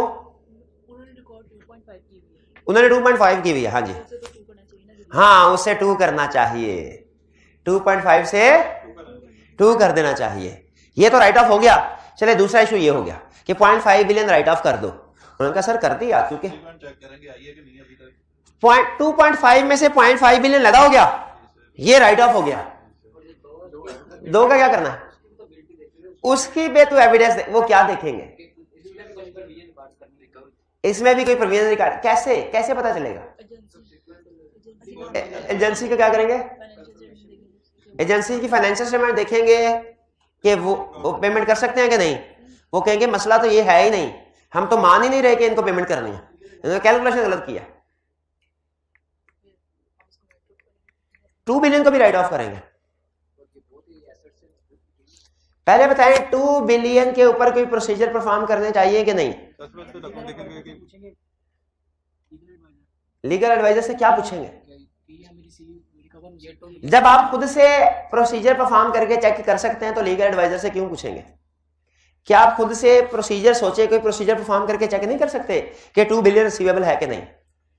सिंपल सामने की बात है। देखिए कंफर्मेशन तो सेंड नहीं कर सकते, लेकिन मैनेजमेंट से ये तो पूछ सकते हैं भाईजान आप जो कह रहे हैं कि government authorities have conveyed their willingness to pay, उन्होंने कैसे कन्वे किया है हमें भी दिखा दो। वो रिटर्न रिप्रेजेंटेशन थोड़ा ही होगा, रिटर्न रिप्रेजेंटेशन तो मैनेजमेंट प्रोवाइड करती है हमें। उन्होंने कोई लेटर लिखा होगा, कोई शायद एग्रीमेंट हुआ होगा, कम्युनिकेशन होगी गवर्नमेंट एजेंसीज की इनके साथ, जिसकी वजह से गवर्नमेंट एजेंसी ने इनको कहा होगा कि हम आपको 2 बिलियन पे करें। भाई कन्वे किया है तो किसी ना किसी तरीके से कन्वे किया होगा ना। हम सिर्फ मैनेजमेंट से पूछ रहे हैं हमें वो तरीका बता दो, दिखा दो। वो कोई करस्पॉन्डेंस है, कम्युनिकेशन है, वो कोई एग्रीमेंट हो गया है तय आपस में, क्या है भाई? ये हम देख सकते हैं कि नहीं? ये हमें कम्युनिकेशन देखनी चाहिए कि लॉयर को? जो काम हम कर सकते हैं वो तो हम कर लें, ठीक है। वो तो अगर कहता है कि डिस्प्यूट चल रहा है, लीगल केस है, तब हम लॉयर की बात करते हैं, ठीक है। क्वेश्चन में कहीं पे उसने लिटिगेशन की बात की है? लिटिगेशन की बात नहीं की, बल्कि वो तो उल्टा ये कह रहा है जो पिछले साल डिस्प्यूट था इस साल रिजॉल्व हो गया है। हम सिर्फ ये कह रहे हैं हमें रेजोल्यूशन का डॉक्यूमेंट दिखा दो। तो इस सिचुएशन में बेसिकली 4 इश्यूज थे, और अगर रिटर्न रिप्रेजेंटेशन को निकाल दे तो 3 इश्यूज थे। पहला इशू क्या था? वो हमें कंफर्मेशन भेजने से मना कर रहा था। दूसरा इशू क्या था? पिछले साल का एक रिसीवेबल था, इस साल 0.5 कुछ राइट ऑफ हो गया, कुछ उस पार्टी ने एक्सेप्ट कर लिया, थर्ड पार्टी ने पे करूंगा। हमें सिर्फ उस जो एक्सेप्ट किया है 2 बिलियन उससे रिलेटेड प्रोसीजर बताने क्या होगा। 1 2 3 हस्बे तो क्लियर, समझ आया कुछ? चलिए जी, ये थे हमारे क्वेश्चंस। अब मेरा हाल है टाइम तो काफी हो गया है, अब दूसरा स्टैंडर्ड तो नहीं हो सकेगा, ये फिर कल पे रखना है 5:20। चलिए नोट्स आपको मिल गया, एक दफा रीड कराइएगा। खास तौर पे 5:20 में पहला लर्निंग ऑब्जेक्टिव ना रिस्क वाला, केस स्टडी के लिए वही अहम है, केस स्टडी के लिए। बाकी का रिप्रोडक्शन का वो केस स्टडी के लिए नहीं, कंसेप्ट जाहिर है डिस्कस करेंगे हम जो डिस्कस हुए, लेकिन आपको पता है क्या केस स्टडी पूछेगा, और केस स्टडी के पॉइंट ऑफ व्यू से 5:20 का लर्निंग ऑब्जेक्टिव कौन सा अहम है, लर्निंग ऑब्जेक्टिव 2 वाला, तो ये आपने जरूर पढ़ के आना। ठीक है जी, चलिए कोई क्वेश्चन पूछना चाहते हैं तो पूछ लो। कोई क्वेश्चन नहीं, चलिए आज का लेक्चर यहाँ खत्म करते हैं फिर। अल्लाह हाफिज।